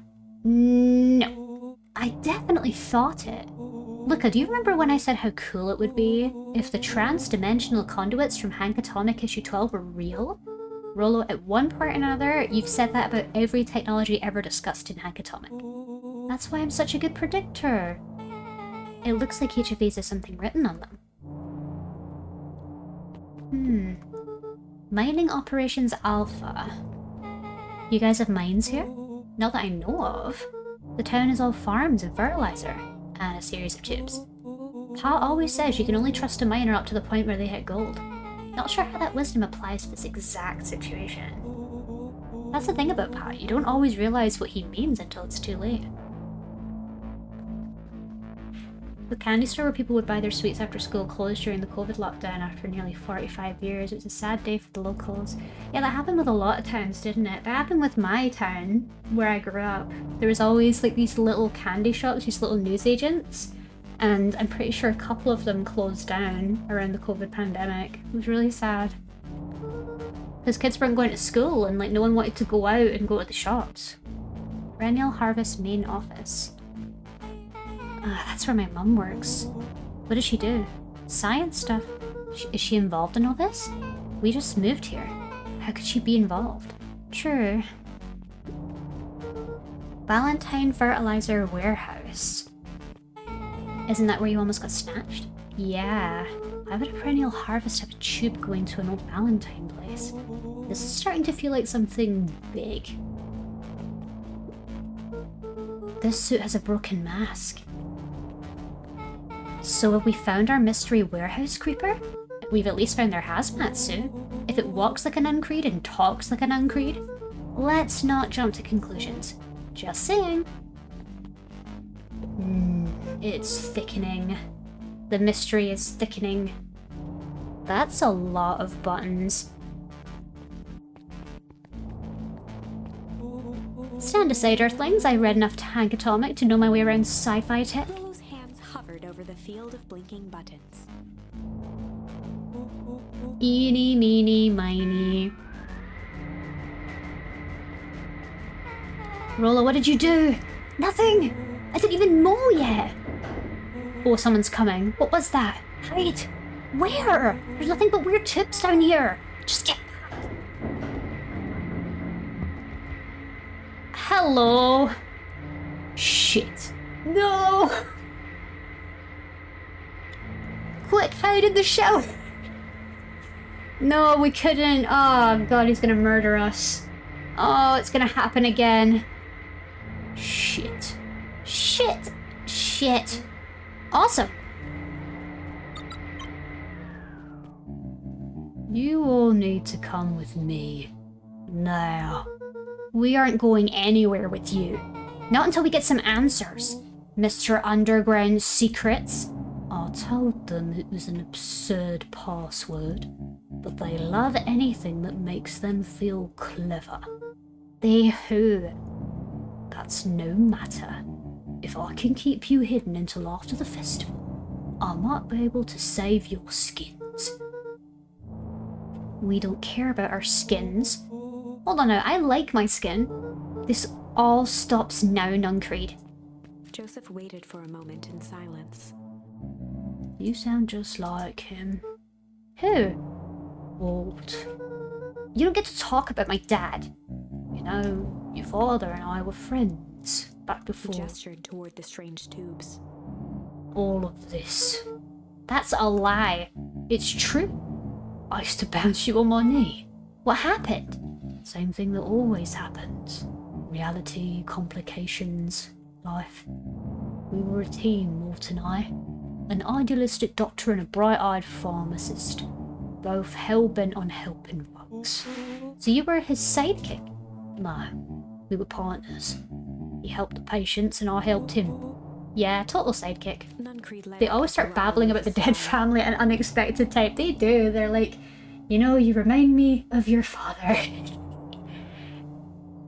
Your eyes make me think of your father.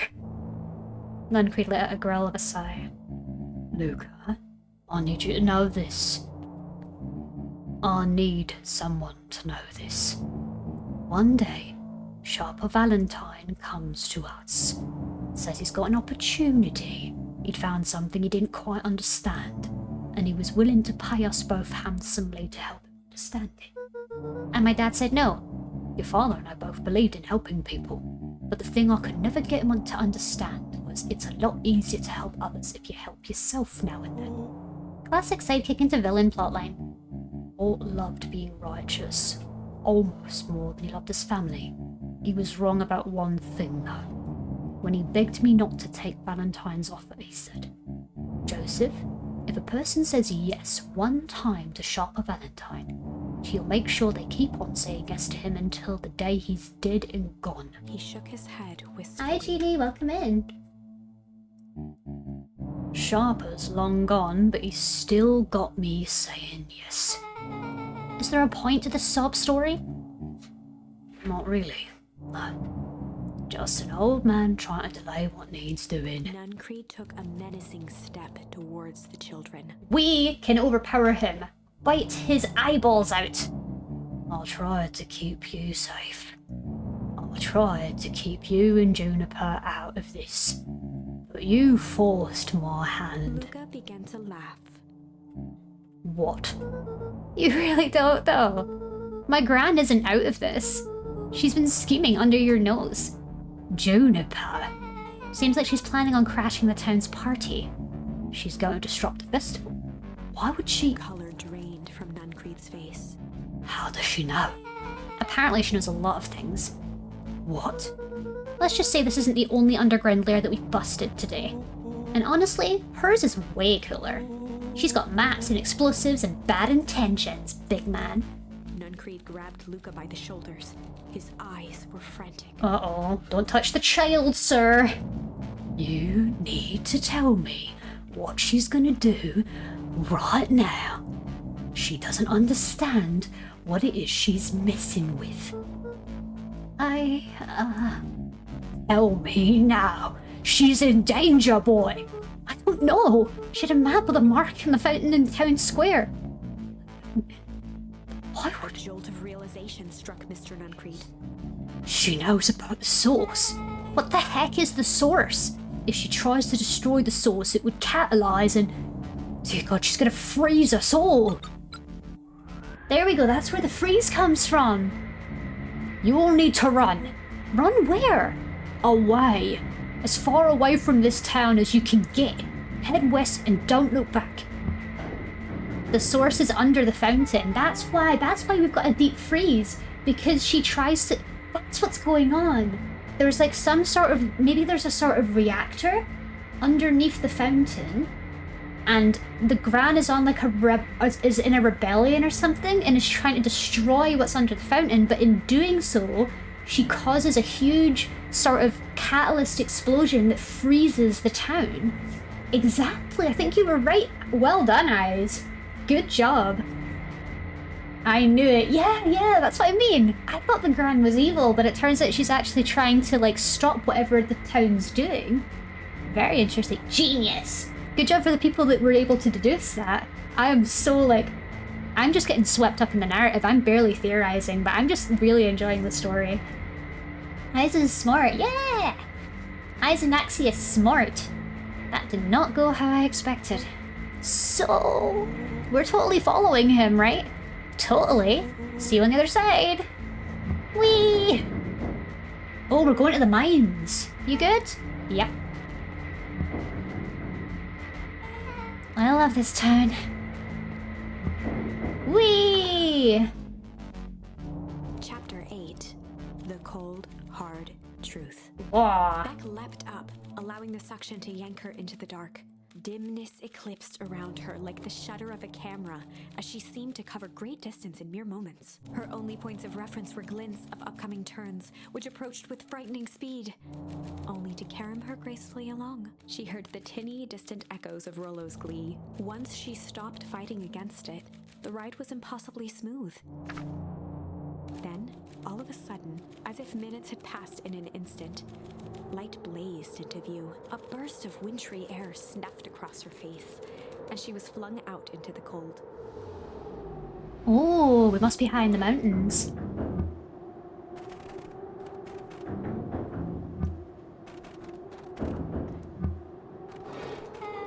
That was intense. Yeah. I think I might have parted with some fluids in there. And now here we are. Somewhere cold. Doesn't look like it got on any of us. It didn't feel like we traveled that far. So where did it all go? He peed. This place sucks. Why would anyone even want to blow something up out here? One way to find out. We gotta catch up to Nuncreed. I think he went this way. Whee! Ooh. Spooky, spooky. Cold and spooky. It's a very good story. I'm enjoying it a lot. What?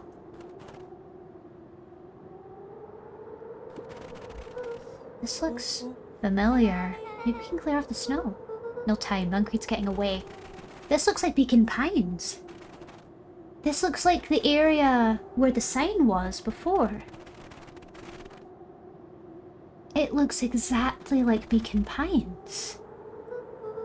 This is starting to feel really familiar. Cadox. Cadox, did you prematurely announce a raid?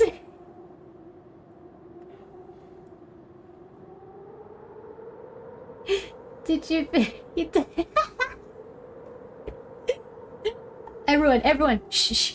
Pretend we didn't see. No, good shot. It's okay, shh. We didn't see. We didn't see. A raid isn't happening. Absolutely not. No. We didn't see anything. It was funny. You can't deny it. Yay! Hello, Yuna!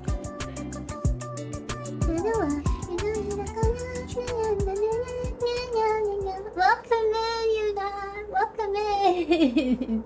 You're playing League of Legends today? Sweaty Gamer, welcome on in! Welcome in, Raiders. I hope you guys had a wonderful time on stream. Let me know how it went. Hopefully not too much raging. Of course. Welcome in. We didn't expect you at all. Welcome in.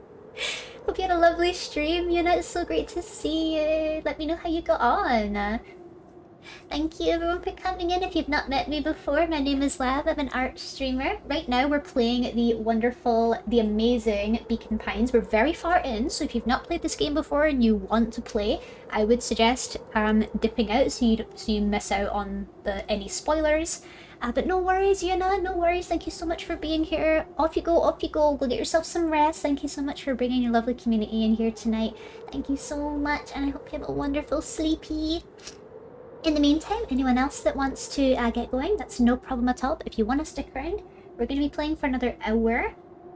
I'm hoping we can finish the game today, but if not, that's absolutely fine. And then we'll be raiding into my lovely friend Nova's stream, where we will be playing Elden Ring together. So we're going to be continuing the gaming party on another stream after this one. So if you want to see me playing Elden Ring, you're more than welcome to stick around. I was just calling out Cadox so badly. I love it. Okay, this is starting to feel really familiar. I may not be the most well-versed in all things Beacon Pines, but this does look like some sort of frozen replica of a town. Ah, I got it. It's so obvious now. Mr. Nuncreed's an alien. No. Are you sure you can finish this game in an hour? I mean, yeah, the game said it's only about 5 to 6 hours long, so it shouldn't be, like, too long, right? It shouldn't be too long. That's why I'm sort of like... maybe I'll be able to finish it. If not, it's fine. And we can do like a quick end of game thing next time. But I'll push it as long as I can. But you're distracting me. Rollo. Stick with me here. His species only live in sub-zero temperatures. Oh boy, here we go. The source is their base camp dimension, so it naturally needs to be kept cold. We found it by traveling through those metallic wormholes. The final objective, kill us all and shapeshift into a Beacon Pine citizen of their choosing. You never really had me, but you very much lost me there. I would say since you still have some other routes left. Exactly, we still got quite a lot to do. There's still a lot more to explore. I feel like we might not finish it this stream, but if we don't finish it this stream, we'll just finish it the next gaming stream we do. The cold must be what froze us last time, exactly, but why is there a... the corner to the frozen town square. They spotted Mr. Nuncreed inching cautiously toward a pit at its center. But why? Why is there a frozen replica of town? Is this time?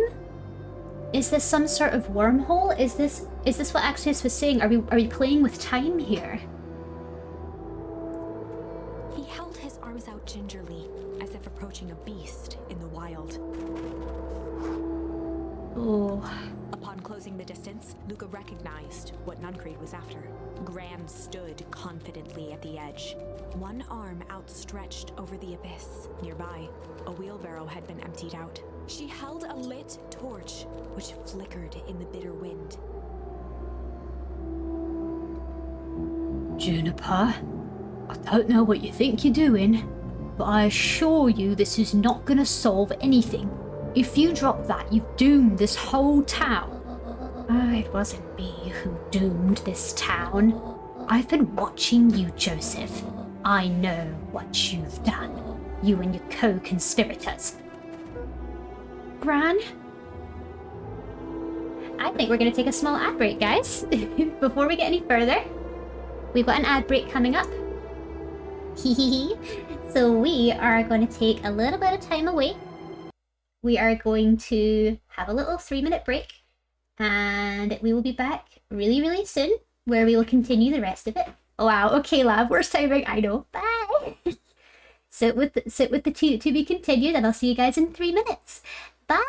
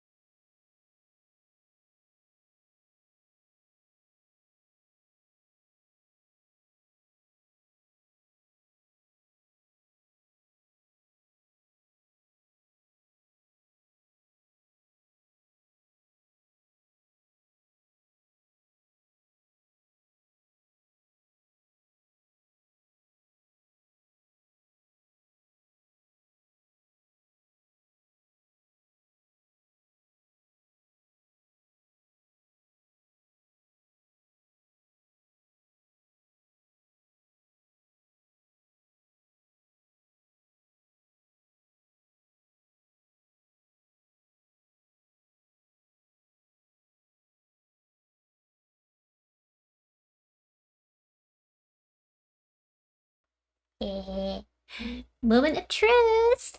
Moment of truth! Are you all excited? Welcome back! Doop-a-doop-doo. Gonna get the... Hold on. We're gonna get a sudden, like, sound boom. 1 second. There we go. Okay. Putting the volume back up. Alright. Let's go! Let's solve this mystery! Gran? What's happening? Luca, you and your friends need to leave right this moment. Mr. Nuncreed turned back toward the kids, desperation in his eyes. Listen to your grandma, Luca.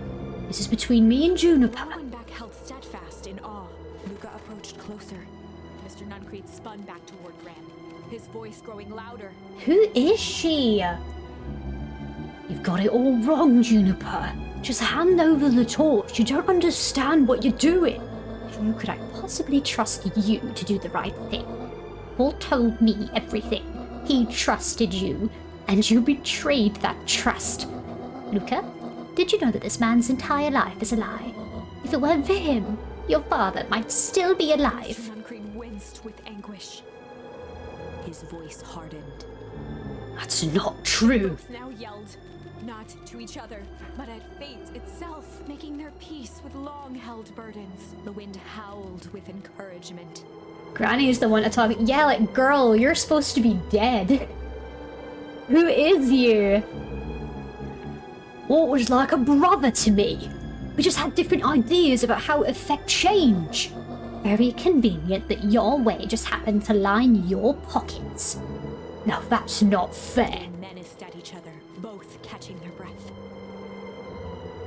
The moment balanced on a knife's edge. Oh god.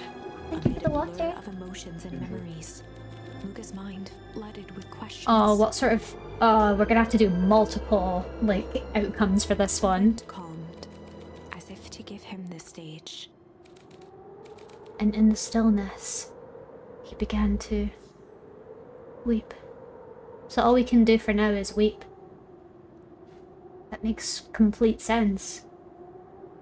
It's our first time and all we can do is weep. Subsequent visits, we'll do different things. Oh, chat, say hi. Hello. Hello. There's some bickies. Thank you for the biscuits! Whoa! Mr. Lau has delivered biscuits. No worries. Good night. Have a night sleepies. Good night. Oh, you're well. If you need to, you can close over the office door. You sure? I'm gonna get loud. Go ahead. Okay. Good night. Alright. Weep. And in the stillness, he began to weep. Okay. It was all just too much. Of course you're a child. Falling to his knees, Luca whimpered softly. The tears crystallized as they hit the snow. Gran stared at Luca for a moment with warm sympathy, remembering why this was all necessary.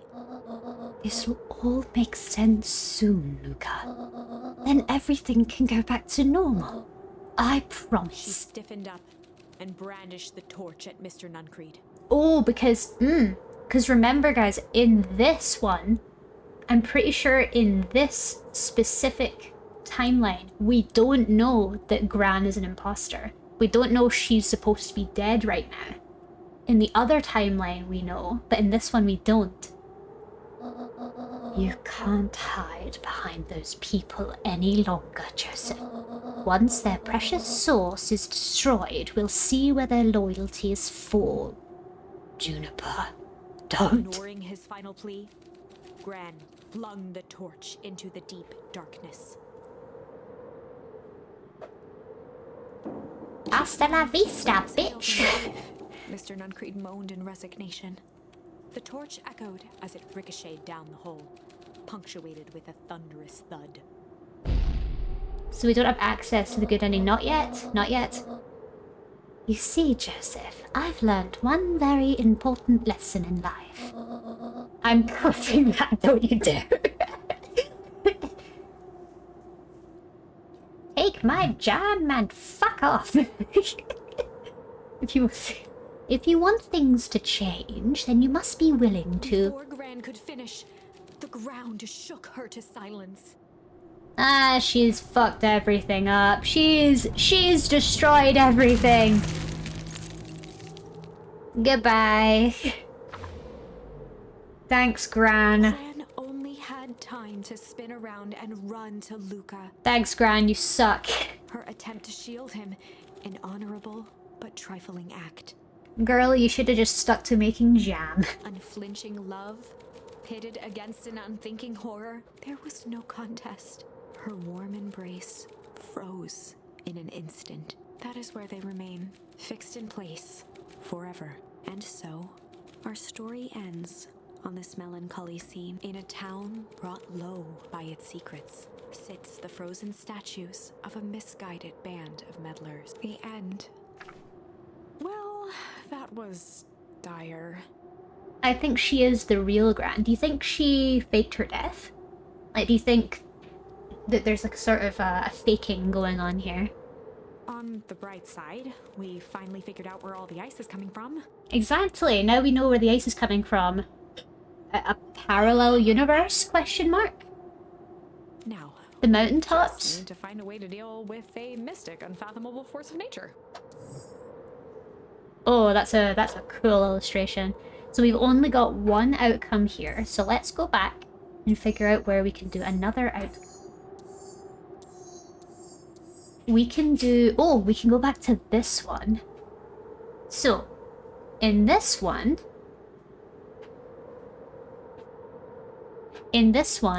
we pushed a child into a puddle of ooze and we disfigured them. We disfigured a child and then we got chased up to the treehouse.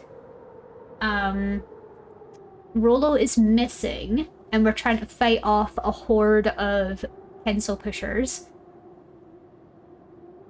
Hi Zeb, welcome in. We're gonna do flight this time. Luca drew himself up and decided to take the only option that they had left. Flight. Luca drew himself up and decided to take the only option they had left. Flight. He squinted down the barrel of the mission control defense cannon, aiming it through an opening in the dense tree branches. There we go. He looked up with surprise as it struck true and taut. Wow, I can't believe that worked. Hey, Mr. Care. We'd love to hear your thoughts, but I'm afraid we have places to be. Come on, Iggy. See you, jerks. Ah, fine. We know where that leads them. This way, we'll take the tunnels. Luca and Iggy winced as they sprinted through the thicket. The branches clawed at them, reluctant to give passage. After what felt like a marathon, Luca stopped in his tracks as they reached the clearing. What the?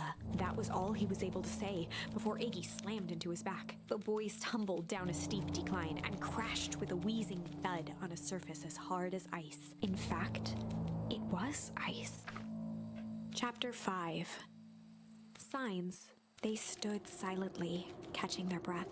The sky was like sapphire. With each breath, a plume of steam escaped from Luca's lungs. Let's keep moving. Luca pulled Iggy to his feet. Oh, as we're they back gazed here across the again. Snowy terrain. We were just here. We're back here again. That was actually pretty badass. Uh-huh. I think we lost them. Are we up in the mountains? I don't think so. If anything, we went downhill. Then what's up with the Winter Wonderland? All I know is there's no going back the way we came. Let's see if we can get our bearings. Follow me. Yeah, so this is a poor child that we disfigured. He was a bully though, so I kinda don't care. Luca? Luca, are you there? Oh yeah, and Rollo is currently missing. He is underground in probably one of the labs. And this is how we've been communicating with him in this timeline. Luca had almost forgotten the walkie-talkie he was carrying. Is that Bozo Care? Oh, no, it's not. It's not a thing. Okay, it's care. I hope nothing bad has happened to you out in those woods. Luca looked at Iggy with hesitation. No need to be With a rude. resigned sigh, Luca responded. It seems like the only dangerous thing in the woods is you. He speaks, the young man of the hour. Now, how in tarnation did you end up with one of our radios? Just lucky, I guess. But howdy, you Van Horns are full of surprises, aren't you? You knew my parents? I never had the honor of meeting your father, but your mum sure was a handful. Luca winced, shoving the walkie-talkie back into his pocket. We gotta keep moving. Yeah, because our mother is missing, and I think our dad was missing, but I think we found out he's dead. What's the readout? Sitting just above 258 Kelvin. That's down a bit from last time. Should we report this to Mr. Kerr? Still within safe ranges. It may be spreading, but it's under control for now. Even a small nudge in the equilibrium could cause a cascade. Dude, relax. Just a few more sites to hit before we can punch out. Let's get this over with. And that could be anybody. The snow is spreading. It must be. So what is this all about?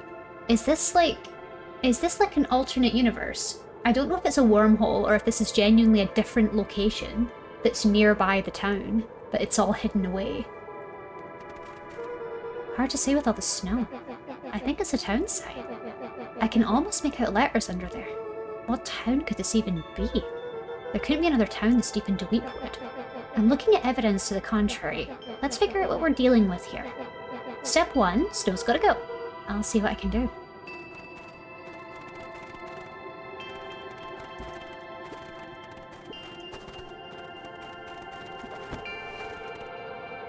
Beacon Pines! Boys stared in disbelief at the sign that now clearly read, "Welcome to Beacon Pines." That doesn't make any sense. We're in Beacon Pines. How is that possible? Yeah, how could you get into another universe with a grapple hook? True, like what is happening here? I guess we got turned around. Where did all this snow come from? Well, it's been colder than normal lately. There's a pretty big difference between sweater weather and an Arctic hellscape. The puddle we fought at before. It was cold too. Maybe all of it leads to one source. You think it's related? What the hell is going on? We're gonna get you some answers. Let's keep moving.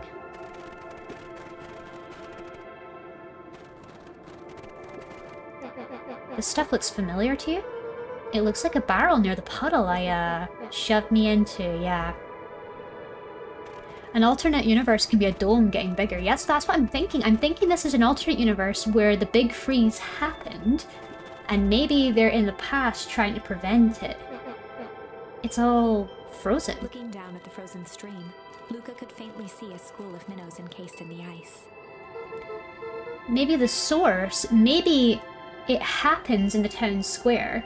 Like it's just some sort of magical force of nature that happens sometime in the future, and this is like a sort of pocket in the future or an alternate universe where this happens, and we've got the chance to kind of go back in time and fix it. Maybe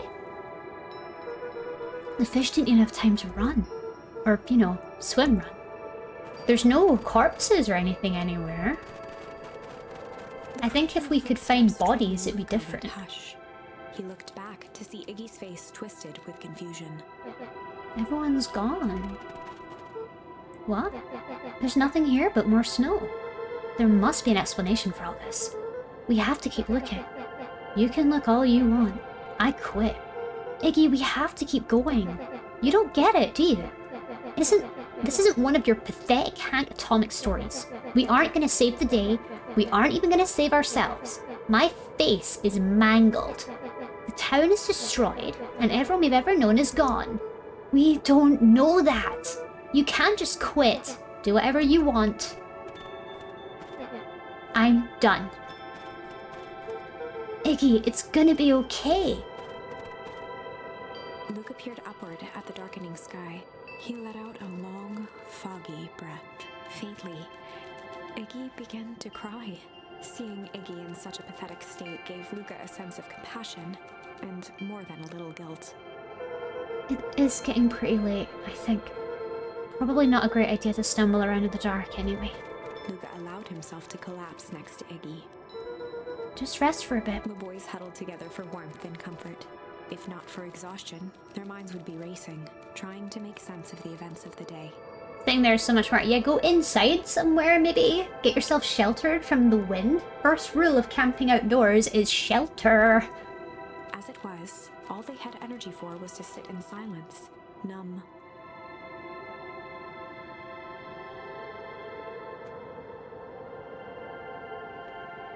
It is a moment. The way the snow covered everything over. It's kind of calming. Yeah. I haven't had time to say it, but... thanks. Huh? For getting us away from those creeps. I sort of froze up back there. Iggy, I should be the one apologizing. This all happened because I lost my temper. Nah, that's bull hockey. First of all, you didn't know what the gunk would do. You didn't, right? Of course not. And second, stop with this baloney about losing your temper. But I did lose my temper. Iggy motioned sarcastically to his half-deformed face. Obviously. But that's exactly what you should have done. Huh? I was being an ass. You were supposed to be an ass in response. That's how it works. Iggy, I'm having a hard time following you. You wanted me to fight you? Of course. Geez, you goody-goody types take forever to understand this very basic point. Why would you go around saying cruel things to try to get into Iggy fights? shrugged. It's something to do. You're an asshole because you're bored? Sometimes I just feel... empty. You wouldn't understand. You and Rolo are always having a blast together. Laughing and calling that dinky little treehouse mission control. Iggy now wept openly. Perfect little Luca Van Horn. With his perfect little life. My life is not perfect. Everyone in town likes you. Not everybody. Well, that new girl hasn't even unpacked yet, and even she already likes you. You have Tish. He wiped his nose with a sleeve. I love Tish. Tish is great. But she ain't exactly the world's greatest conversationalist, you know? Luca gave a warm chuckle. I get that impression. Iggy cleared his throat as he wiped his eyes. It must be raining out here. Definitely. Iggy arched into a wide yawn. We should probably try and get some sleep. Yeah. Let's lay low for now. Tomorrow we'll get to the bottom of all of this. Luca's eyelids began to slowly drift shut. No. Go into a house. You will freeze to death. You will freeze to death if you sit outside. That jumper is not gonna save you. Go into a house, please. Luca? Yeah? I always did want to see the inside of your dinky little treehouse. What do you think? Not bad. I'll give you the full tour when we get back. You know what? That's all Luca could whisper before succumbing to sleep. Iggy snuggled in some more. When it comes to worst days of my entire life, this one wasn't half bad. The house smelled of warm bread. Luca was playing with toy blocks on the living room rug. He looked up to see his parents on the couch. If he gets frostbite, it is totally his fault. His mother held his father's head in her lap. She idly stroked his hair while humming a song. A voice behind Luca spoke. "This is how you remember them, huh?" Luca turned to see his own face. The doppelganger from his dreams. Still clad in a yellow hazmat suit. Still carrying a look of disdain behind empty eyes. Aww, look at this perfectly cozy scene. You know, it wasn't really like this. The figure picked up a toy block and inspected it. It's amazing the facades that one can build given the right materials. Not that I blame us. These are a child's memories. All warm and fuzzy. You don't remember, do you? Lucas snatched the block from the figure's yellow-gloved hand. Remember what? The doppelganger pointed to the couch. Taking a drink, sorry. The last day we saw him alive. The day he chose to abandon us. Luca turned to look at his father, still lounging on the couch. That's not true. He didn't abandon us. The doppelganger waved his hand dismissively. Everything is true here. It's just a matter of what we choose to see. Well, let me show you. The world flickered and pulsed. Luca was sitting next to his bed, listening to his heartbeat with one of his dad's stethoscopes. The doppelganger limped into the room. No, we both know that's not how this went. He grabbed Luca's hand and guided the stethoscope to the floor. Luca heard muffled shouting, brought close by the stethoscope. It was his parents, fighting. Do you remember what we did next? Luca gave a slow nod and crept down the hall to peek through the banister. He could see the outline of his mother at the bottom of the stairs. Damn it, Walt. We can't afford to get involved in this. She was scared. His father stepped forward. What am I supposed to do? Just watch? There's a sickness in this town, and we both know who's behind it. I swore an oath to help people. I won't turn my back on them. Luca's mother grabbed Walt. She was crying, pleading. I can't lose you. Walt calmly removed Eleanor's hand from his shoulder. What's right is right, and what's wrong is wrong. I could never live with myself if I let Sharper get away with this. Eleanor raised her voice. Spare me your bullshit platitudes. What about our son? Luca flinched, dropping the stethoscope down the stairs. Walt turned with a panicked smile. Luca, is that you, buddy? With tears in his eyes, Luca descended the stairs. Mom? Dad? What's going on? Walt dropped to a knee to meet Luca eye to eye. Nothing, buckaroo. Your mom and I just got a little overexcited is all. Luca placed the stethoscope against his father's chest. His heart was racing. It sounded like you were going somewhere. Walt gently removed the device from Luca's ears. Listen to me, Luca. I have some business to take care of. I'll be back in time to tuck you in. Luca hugged his father tightly. Promise? Walt stood up and walked to the door. He glanced over his shoulder. I promise. With a wink and a grin, he put on his hat and strode out into the evening sun. Buckaroo is cute. Approached soundlessly from the foggy snowfall. Oh, she's cute. And yeah, I'm very invested in the story. Oh my god, I'm genuinely so like attached to what's going on. The story is phenomenal. It's one of those things where I'm just like, and I don't mean to sound like entitled or anything, but I'm just like, please have a good payoff. Please be a good ending. Please. It is very good. It's very, very good. It stood above them, lingering in contemplation. Slowly raising one hand above Iggy, it snapped out 2 brisk raps on his head. From a deep slumber, Iggy sprang up defensively.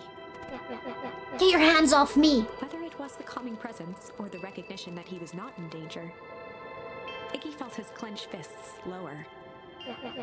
Just what do you think you're doing? Luca looked up, gradually remembering his whereabouts. The figure exhaled a cloud of warm vapor. You two certainly have caused a lot of commotion. What's that supposed to mean? Take it easy, Iggy. We were asleep minding our own business. You're the one running around knocking on people's heads. I'm sorry if I hurt you, Iggy. You didn't hurt nobody. Anybody. Huh? Oh, I see. You think you're better than me. When it came to complete strangers, Iggy had trouble cobbling together an insult. You big-hatted, scarfy-necked furball? Okay, let's lower the temperature a bit here. Interesting choice of words.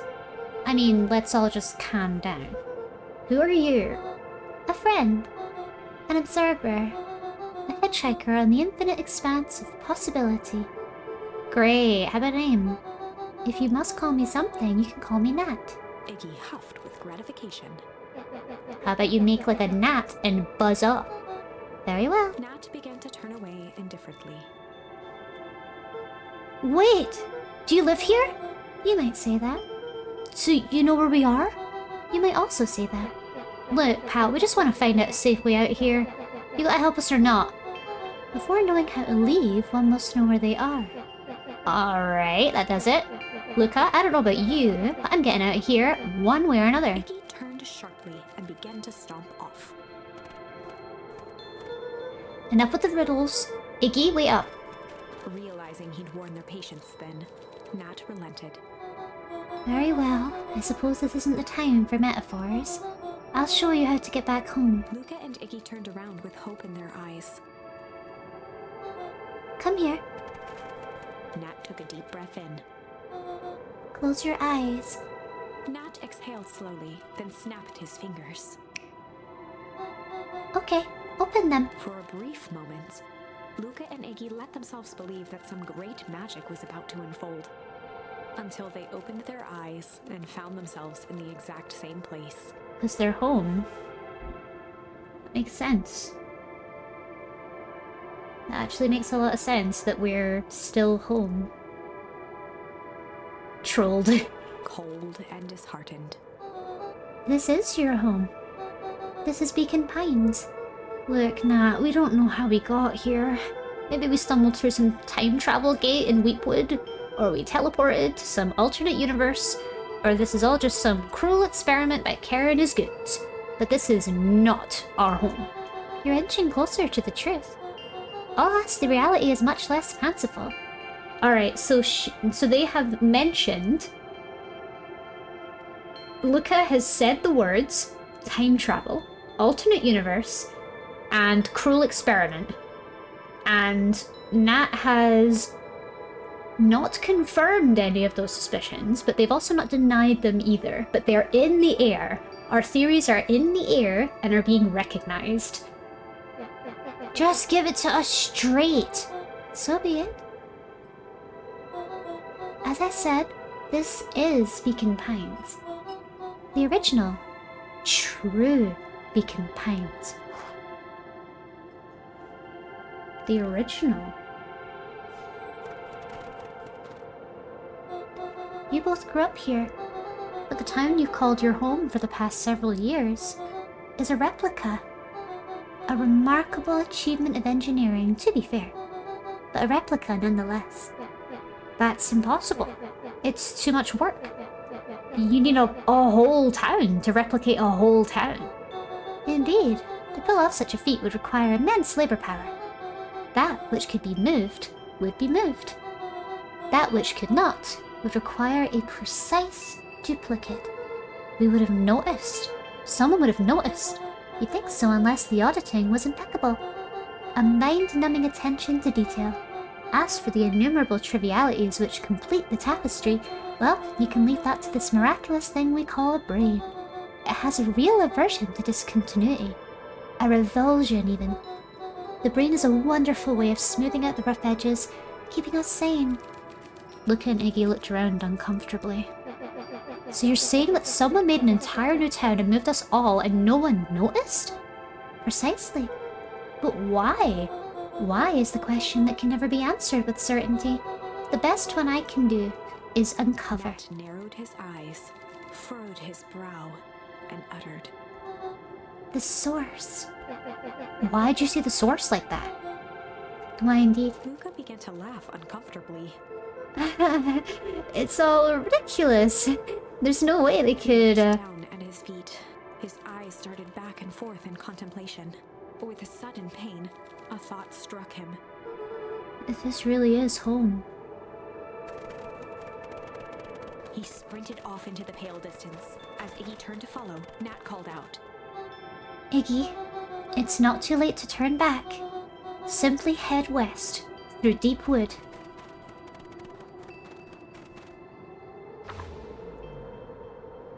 Chapter 6. Hi Remy, welcome back. The source. Nat expressed his sympathy with a shrug and sauntered off as unassumingly as he'd arrived. So we've had a big, lore bomb happen right now. He'd given Luca and Iggy what they needed, and nothing more. As Luca sprinted across the snow, the events of the past few days became clearer, pieces to a larger puzzle. So it turns out there isn't an alternate universe. We're not in a time loop. There isn't some awful experiment happening. What the frozen town is that we experienced earlier in today's session is the original town, and we are living in a replica town. We still don't know why there's a replica. We don't know why that's a thing, but the original town is very close to us. And why did we never think about it? Rollo said he was underground somewhere, captured. Mr. Kerr tried to cover it up with lies. The clipboards were hell-bent on capturing Iggy. It all seemed to point to perennial harvest. But right now, there was one thing that Luca needed to know. Luca stopped dead in his tracks. The tree was gone, uprooted and moved, leaving a raw gash in the earth.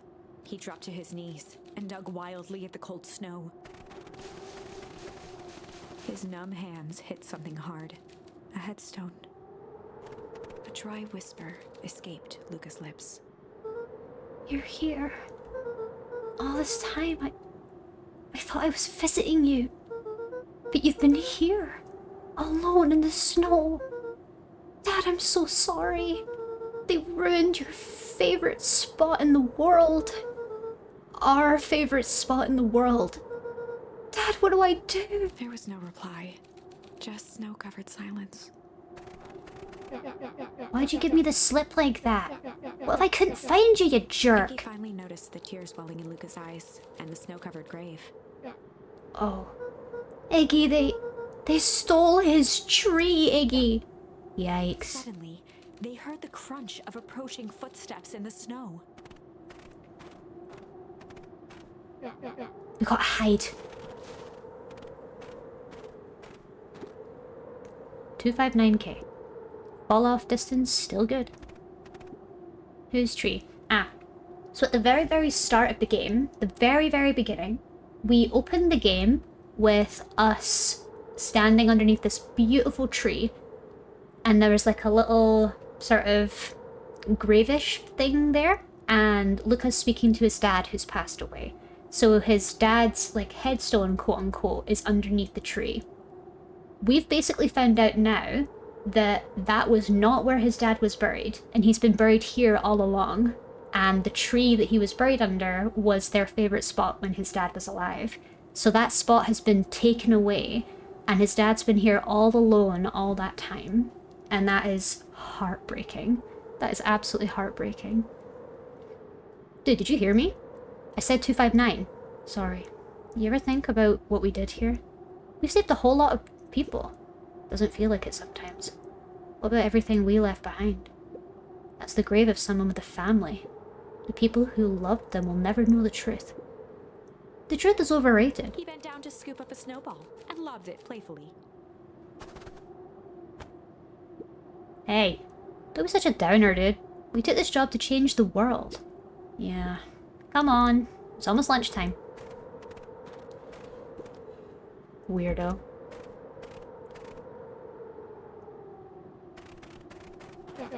Here I thought I was a jerk. These dinguses are out here literally dancing on graves. Luca stuttered through heaving sobs. I thought I was visiting him. I thought he was with me. Not gonna lie, that's a bad break. Here's some He advice. gave Luca a solid smack on the back of his head. Hey! Who's any of this helping? What? Sitting here in the snow, crying like some pushover? Who are you helping? Iggy, look what they did. They lied to everyone. Blah, blah, blah. Look at Van Horn, you're a lot of things, but you ain't no pushover. What did I tell you before? When some jerk comes at you, acting like a horse's ass, I should stand up for myself. Hell yeah. Kurt and his merry little band of clipboards pulled off this switcheroo for a reason, right? Not mention something about a source. Luca wiped his eyes with a sleeve. Whatever's at the source must be awfully valuable to Perennial Harvest. Sure would be a shame if something unfortunate were to happen to their precious source, wouldn't it? What do you have in mind? If it's small enough to steal, we snatch it. If it's too big to snatch, we smash it. And what if it's too big to smash? Iggy flashed a mischievous smile and cracked his knuckles. I'm always up for a challenge. I'm gonna make this right, Dad. I promise. Yeah, we're gonna beat up magic. Let's do this. Locate the source. Well, we know that the source is roughly in the center of town. I remember that much. Bruh, that hay was beautiful. I've been hit in the back of the head many times.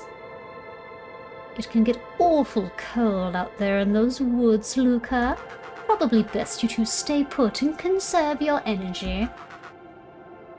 It'd be funny if we caused the freezing this time. Oh, we probably will. We probably will. Also, can I just say how perfect we've decided on the sequence of things? Like, I think us leaving this story to last is so perfect. So perfect. Help's on the way. Where's Rollo? Where's my mom? Did you kill her? Ugh, no, do I seem like a killer to you? Luca shared a skeptical look. Yes, you do. Well, do I? Oh, shucks, not that it hurts my feelings. Screw that guy. Definitely a murderer. Wait a minute. If this is the original town, then that means... Iggy darted behind a large pine and began digging furiously. We've all left little digging things around here. Holding a shoebox with a crude skull painted on its lid. What's that? Long story. So a few years back, I, came into possession of some premium grade fireworks. Not the wimpy firecracker stuff they give kids, the good stuff. So why did you bury it under a tree? That's the long part of the story. You and Rollo were doing chores at Rollo's chicken coop, and you guys pissed me off for some reason or another. Luca rolled his eyes with realization. Oh, no, you didn't. Iggy stifled a chuckle. Yep. I just wanted to give you guys a little scare. But like I said, these were some primo fireworks, so I might have underestimated things. You blew up the chicken coop. I prefer to think of it as an incendiary redecoration. Yeah, we definitely freeze the town this time. We're the ones that do the oops. Sorry, but you should have seen the looks on your faces. Rollo got grounded for months, which is why I needed to stash the evidence and lay low. So I buried them under that tree. But when I came back for them later, they were gone. I figured some grown-up found them and tossed them. Triumphantly raised the shoebox. Turns out it wasn't the fireworks that got moved. It was us. Unbelievable. Alright, I don't mean to get nerdy, but I'm thinking of the possibility of fireworks being frozen for like a long period of time, like years.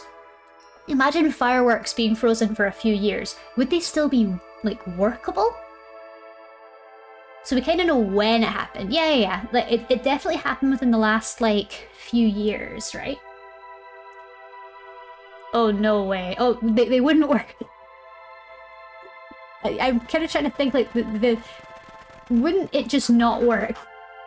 Do you think this is a game? Newsflash, boyo. You're not a hero. You're a little brat who's in way over his head. A hero is just someone who refuses to give up. Comics these days are rotting your children's brains. Everyone thinks they're a spaceman superhero. I was always partial to Hank Atomic myself. Is that so? Do you really think you have a chance against us? You have no idea how powerful we are. Prepare for blast-off, loser. To infinity and beyond!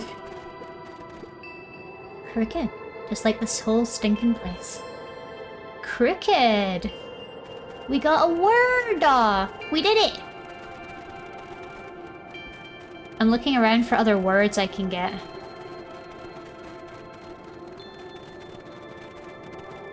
Okay, I can't get any words past here. Okay, that makes sense.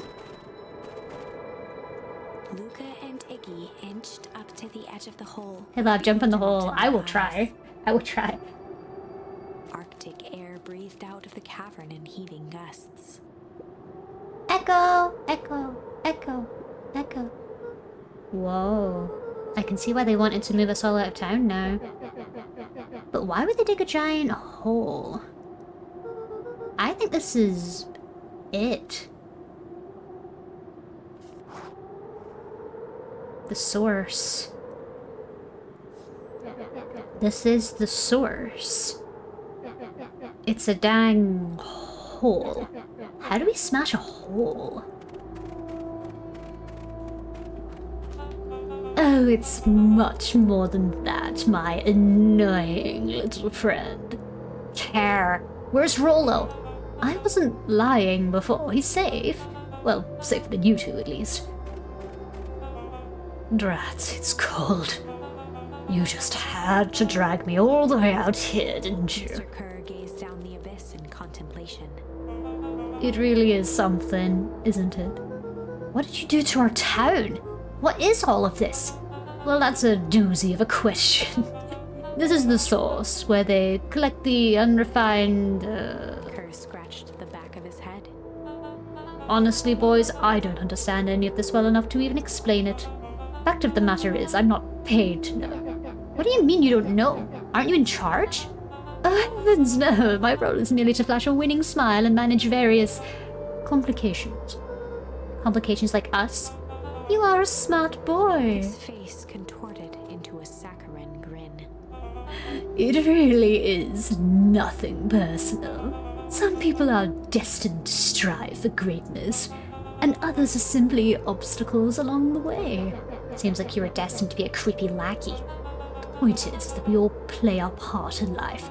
Mine just happened to be a lead in the role of a lifetime. And you happen to be extras, ready for your curtain call. We aren't giving up without a fight. Your smile's not going to be so winning after we're done with you. Now, boys, there's no need for melodrama. It makes even a professional such as myself embarrassed for you. Let's change the mood a bit. Oh no, yeah, absolutely. We're still a good 15 or so minutes off. I'll need to message Nova and ask when he's going to be ready for stream.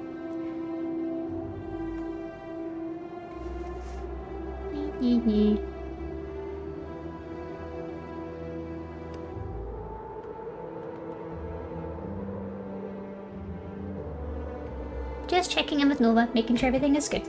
But thank you for asking for the check. Kerr snapped his fingers. See change! Uh-oh. There, that's better. Deal with them. Iggy turned to Luca with a sly glance. Why are you smirking? Because I have a box full of fireworks and you don't. Iggy waved the box into the air, threatening to drop it down the hole. Stop. Let's not do something regrettable. Joke's on you. Regret's one of my specialties. Out of curiosity, what would happen if I threw these in your precious hole? Nothing. Nothing at all. You're a terrible liar. I'll have you know, I am an exceptional liar. But, that's far enough. Iggy plucked a single bottle rocket from the box and held it up with reverence. Stop, you fool. Call up your guns. After a long pause, Mr. Kerr flung up his hand with frustration. Very well.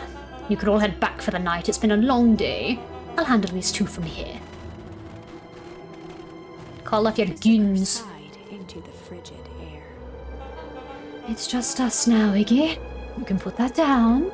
What? Like this? With a nonchalant flick, Iggy tossed the firework into the hole. It's not even lit. Oh. Oh, he does not look good. Whoa. With a growl, Kerr leapt at Iggy, crashing through Luca. Oh my god! Iggy tried to No! push away, but in the struggle, they both tumbled over the side. No! Forward, bracing Iggy's hand just before it slipped. His Iggy! grip was made precarious by the cold, wet snow. Don't kick him down! Kick him down! You could see Kerr further down, clinging to Iggy's coat. You reckless child! What have you done? Luca, listen to me. Hold on tight and use the walkie-talkie to call them back. What channel do I use? It doesn't make a difference. They're always listening. If you do that, the clipboards will just haul us up and snag us both. The only way you get out of this is if Kerr's out of the picture. Just let go. Save yourself. If he lets go, we both die. I don't want to die, but seeing the look on your face almost makes it worth it. Mr. Kerr, you've had a long life. Why don't you actually do something selfless and just let go? Mr. Kerr gasped with insult. Long life? I'll have you know I can still play 25. You should have heard me sing the part of Phyllis Young. With a wild look in his eye, Mr. Kerr began to hum a proud melody. Rum-ta-tum, rum-a-dee-dum-dum. Wow, can you believe this guy? Oh, we got a hum! This is not the... Cramp. His voice began to crack. Care! Just let go! No can do! If you want to save your friend, you'll have to save me too! Luca, look at me! Look at me! It's okay! Luca felt Iggy loosen his grasp. You aren't going to kill your friend like that, are you? Every muscle in Luca's body burned. I'm not his friend. Yes, you are! Nah, I'm just a no-good bully. Like you care. Iggy, no! Felt his hand slipping. And I told you what you need to do with bullies. I can! It's your only way out of this mess. 2 birds with 1 stone. It makes sense for us to fall together. Wackadoos travel in packs. Calm settled over Iggy's face. Luca, let me do this. Iggy's voice was colder than the bitter air billowing from the chasm. Let me do the right thing for once. Luca had no choice but to... Oh god, chat, what do we do? Chat, what do we do? Oh no! No! Oh my god, I can't choose. Alright, we need a poll. We need a poll right this instant. Good luck, lad. Don't you dare. Don't you saddle me with this choice. Chat! Chat! Oh my god. Are you French now? Oui, oui. Nah, good luck, oui. What are we gonna do? I can't be made responsible. I can't be made responsible for this. No! Girl, I am out.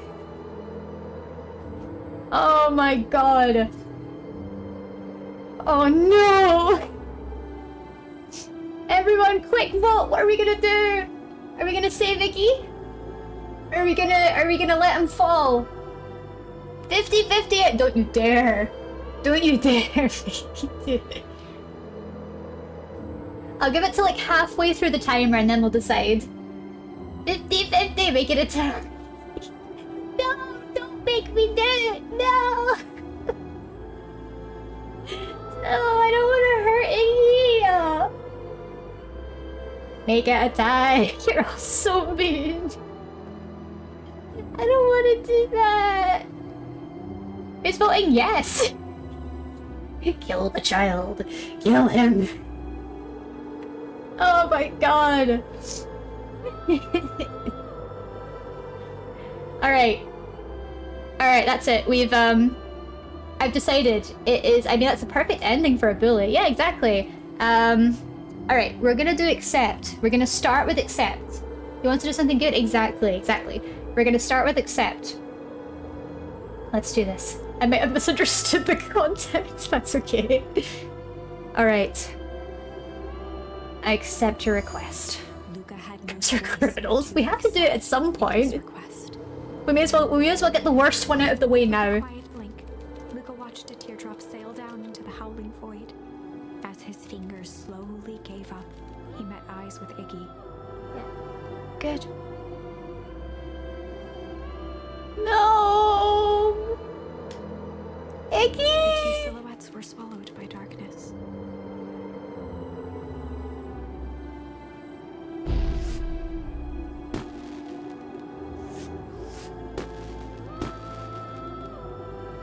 Hooray! We did it! We killed the child! Yay! Hell of a goodbye, Iggy.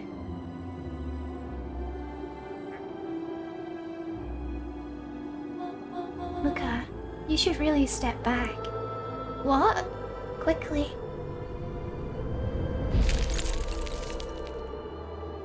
Huh? Curious. Ah, but of course. Those fireworks of Iggy's must have been just the right amount of energy. We should get out of here before perennial harvest arrives. Not until you tell me what just happened! Yeah, look, that was different.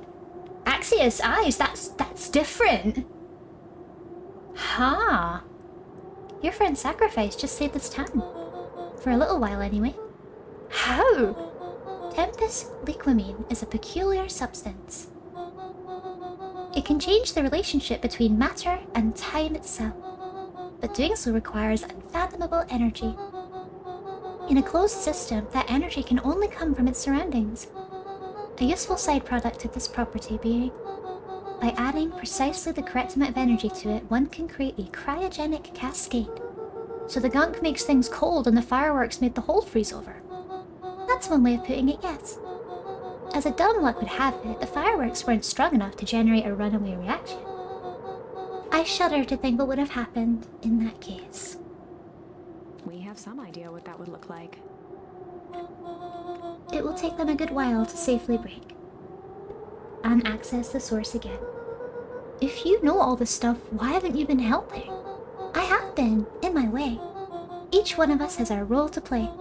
Iggy's role, it turns out, was to buy us precious time. Mine has been to observe and wait. Wait for what? You. Me, why? What's my role? A fierce twinkle flashed in Nat's eyes. Look at Van Horn. You're gonna save the world. With a chuckle, Nat turned and walked west. Dumbfounded, Luca followed behind him, trudging through the snow. Every step taking him further away from everyone and everything he knew, and closer to destiny.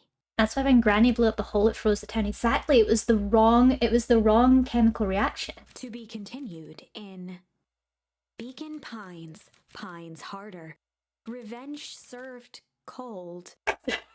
Second time's a charm? Wait, that's it? This ends with a crummy cliffhanger just when it was getting good? I was even starting to like Iggy. No way. I refuse to be associated with some never-ending parade of What the seals. fuck? Let's go back and find something more definitive. Exactly.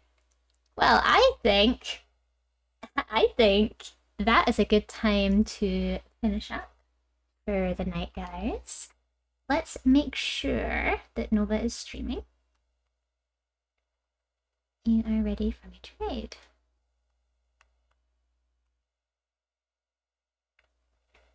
That's a great place to leave it. Yeah, I don't think it could have worked out better, huh? That worked out really well. He's not yet. Hold the line, chat. Hold the line. No, it's not quite the end. It's not quite the end. We've got a few more possibilities to explore. What we got? We've still got refuse here. We've still got the refuse ending in It's a Whole Thing here. There's a few things to still check out. I would rather if this was the ending. Come back for part 3, chat. Exactly! We're gonna have a part 3! We've also got hum here. We've got 2 possible outcomes here. So next time we're gonna do refuse and we'll do hum. And we'll see where that leads. Because this looks like it's very close to the end, but there's also a massive section at the top of the book. Like a massive section at the top of the book. So I'm very, very excited to see how that turns out. In the meantime, let's get back to the chat screen. Hey! Welcome back!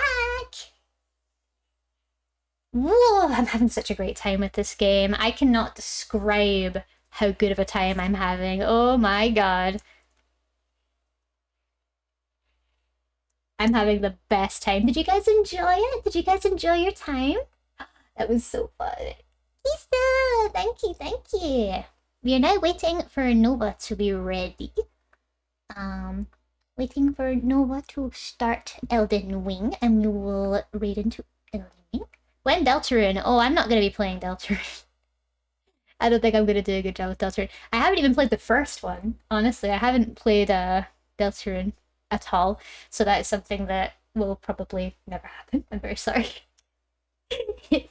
Deltarune's probably something that I would like to just kind of do myself.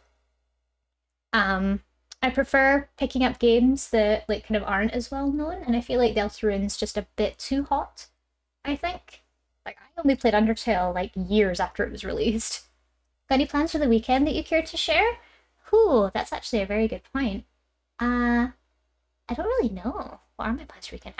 I am going to get my iPad this weekend. Yeah, I finally have saved up enough money. I'm going to be able to get the iPad now.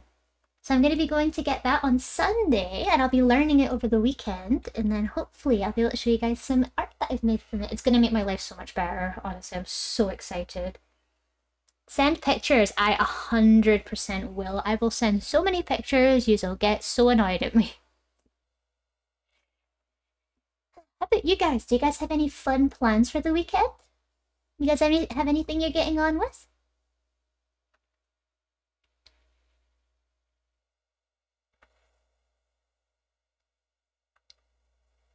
No, we could never get annoyed at you. Aw, thank you. I could never get annoyed at you guys either.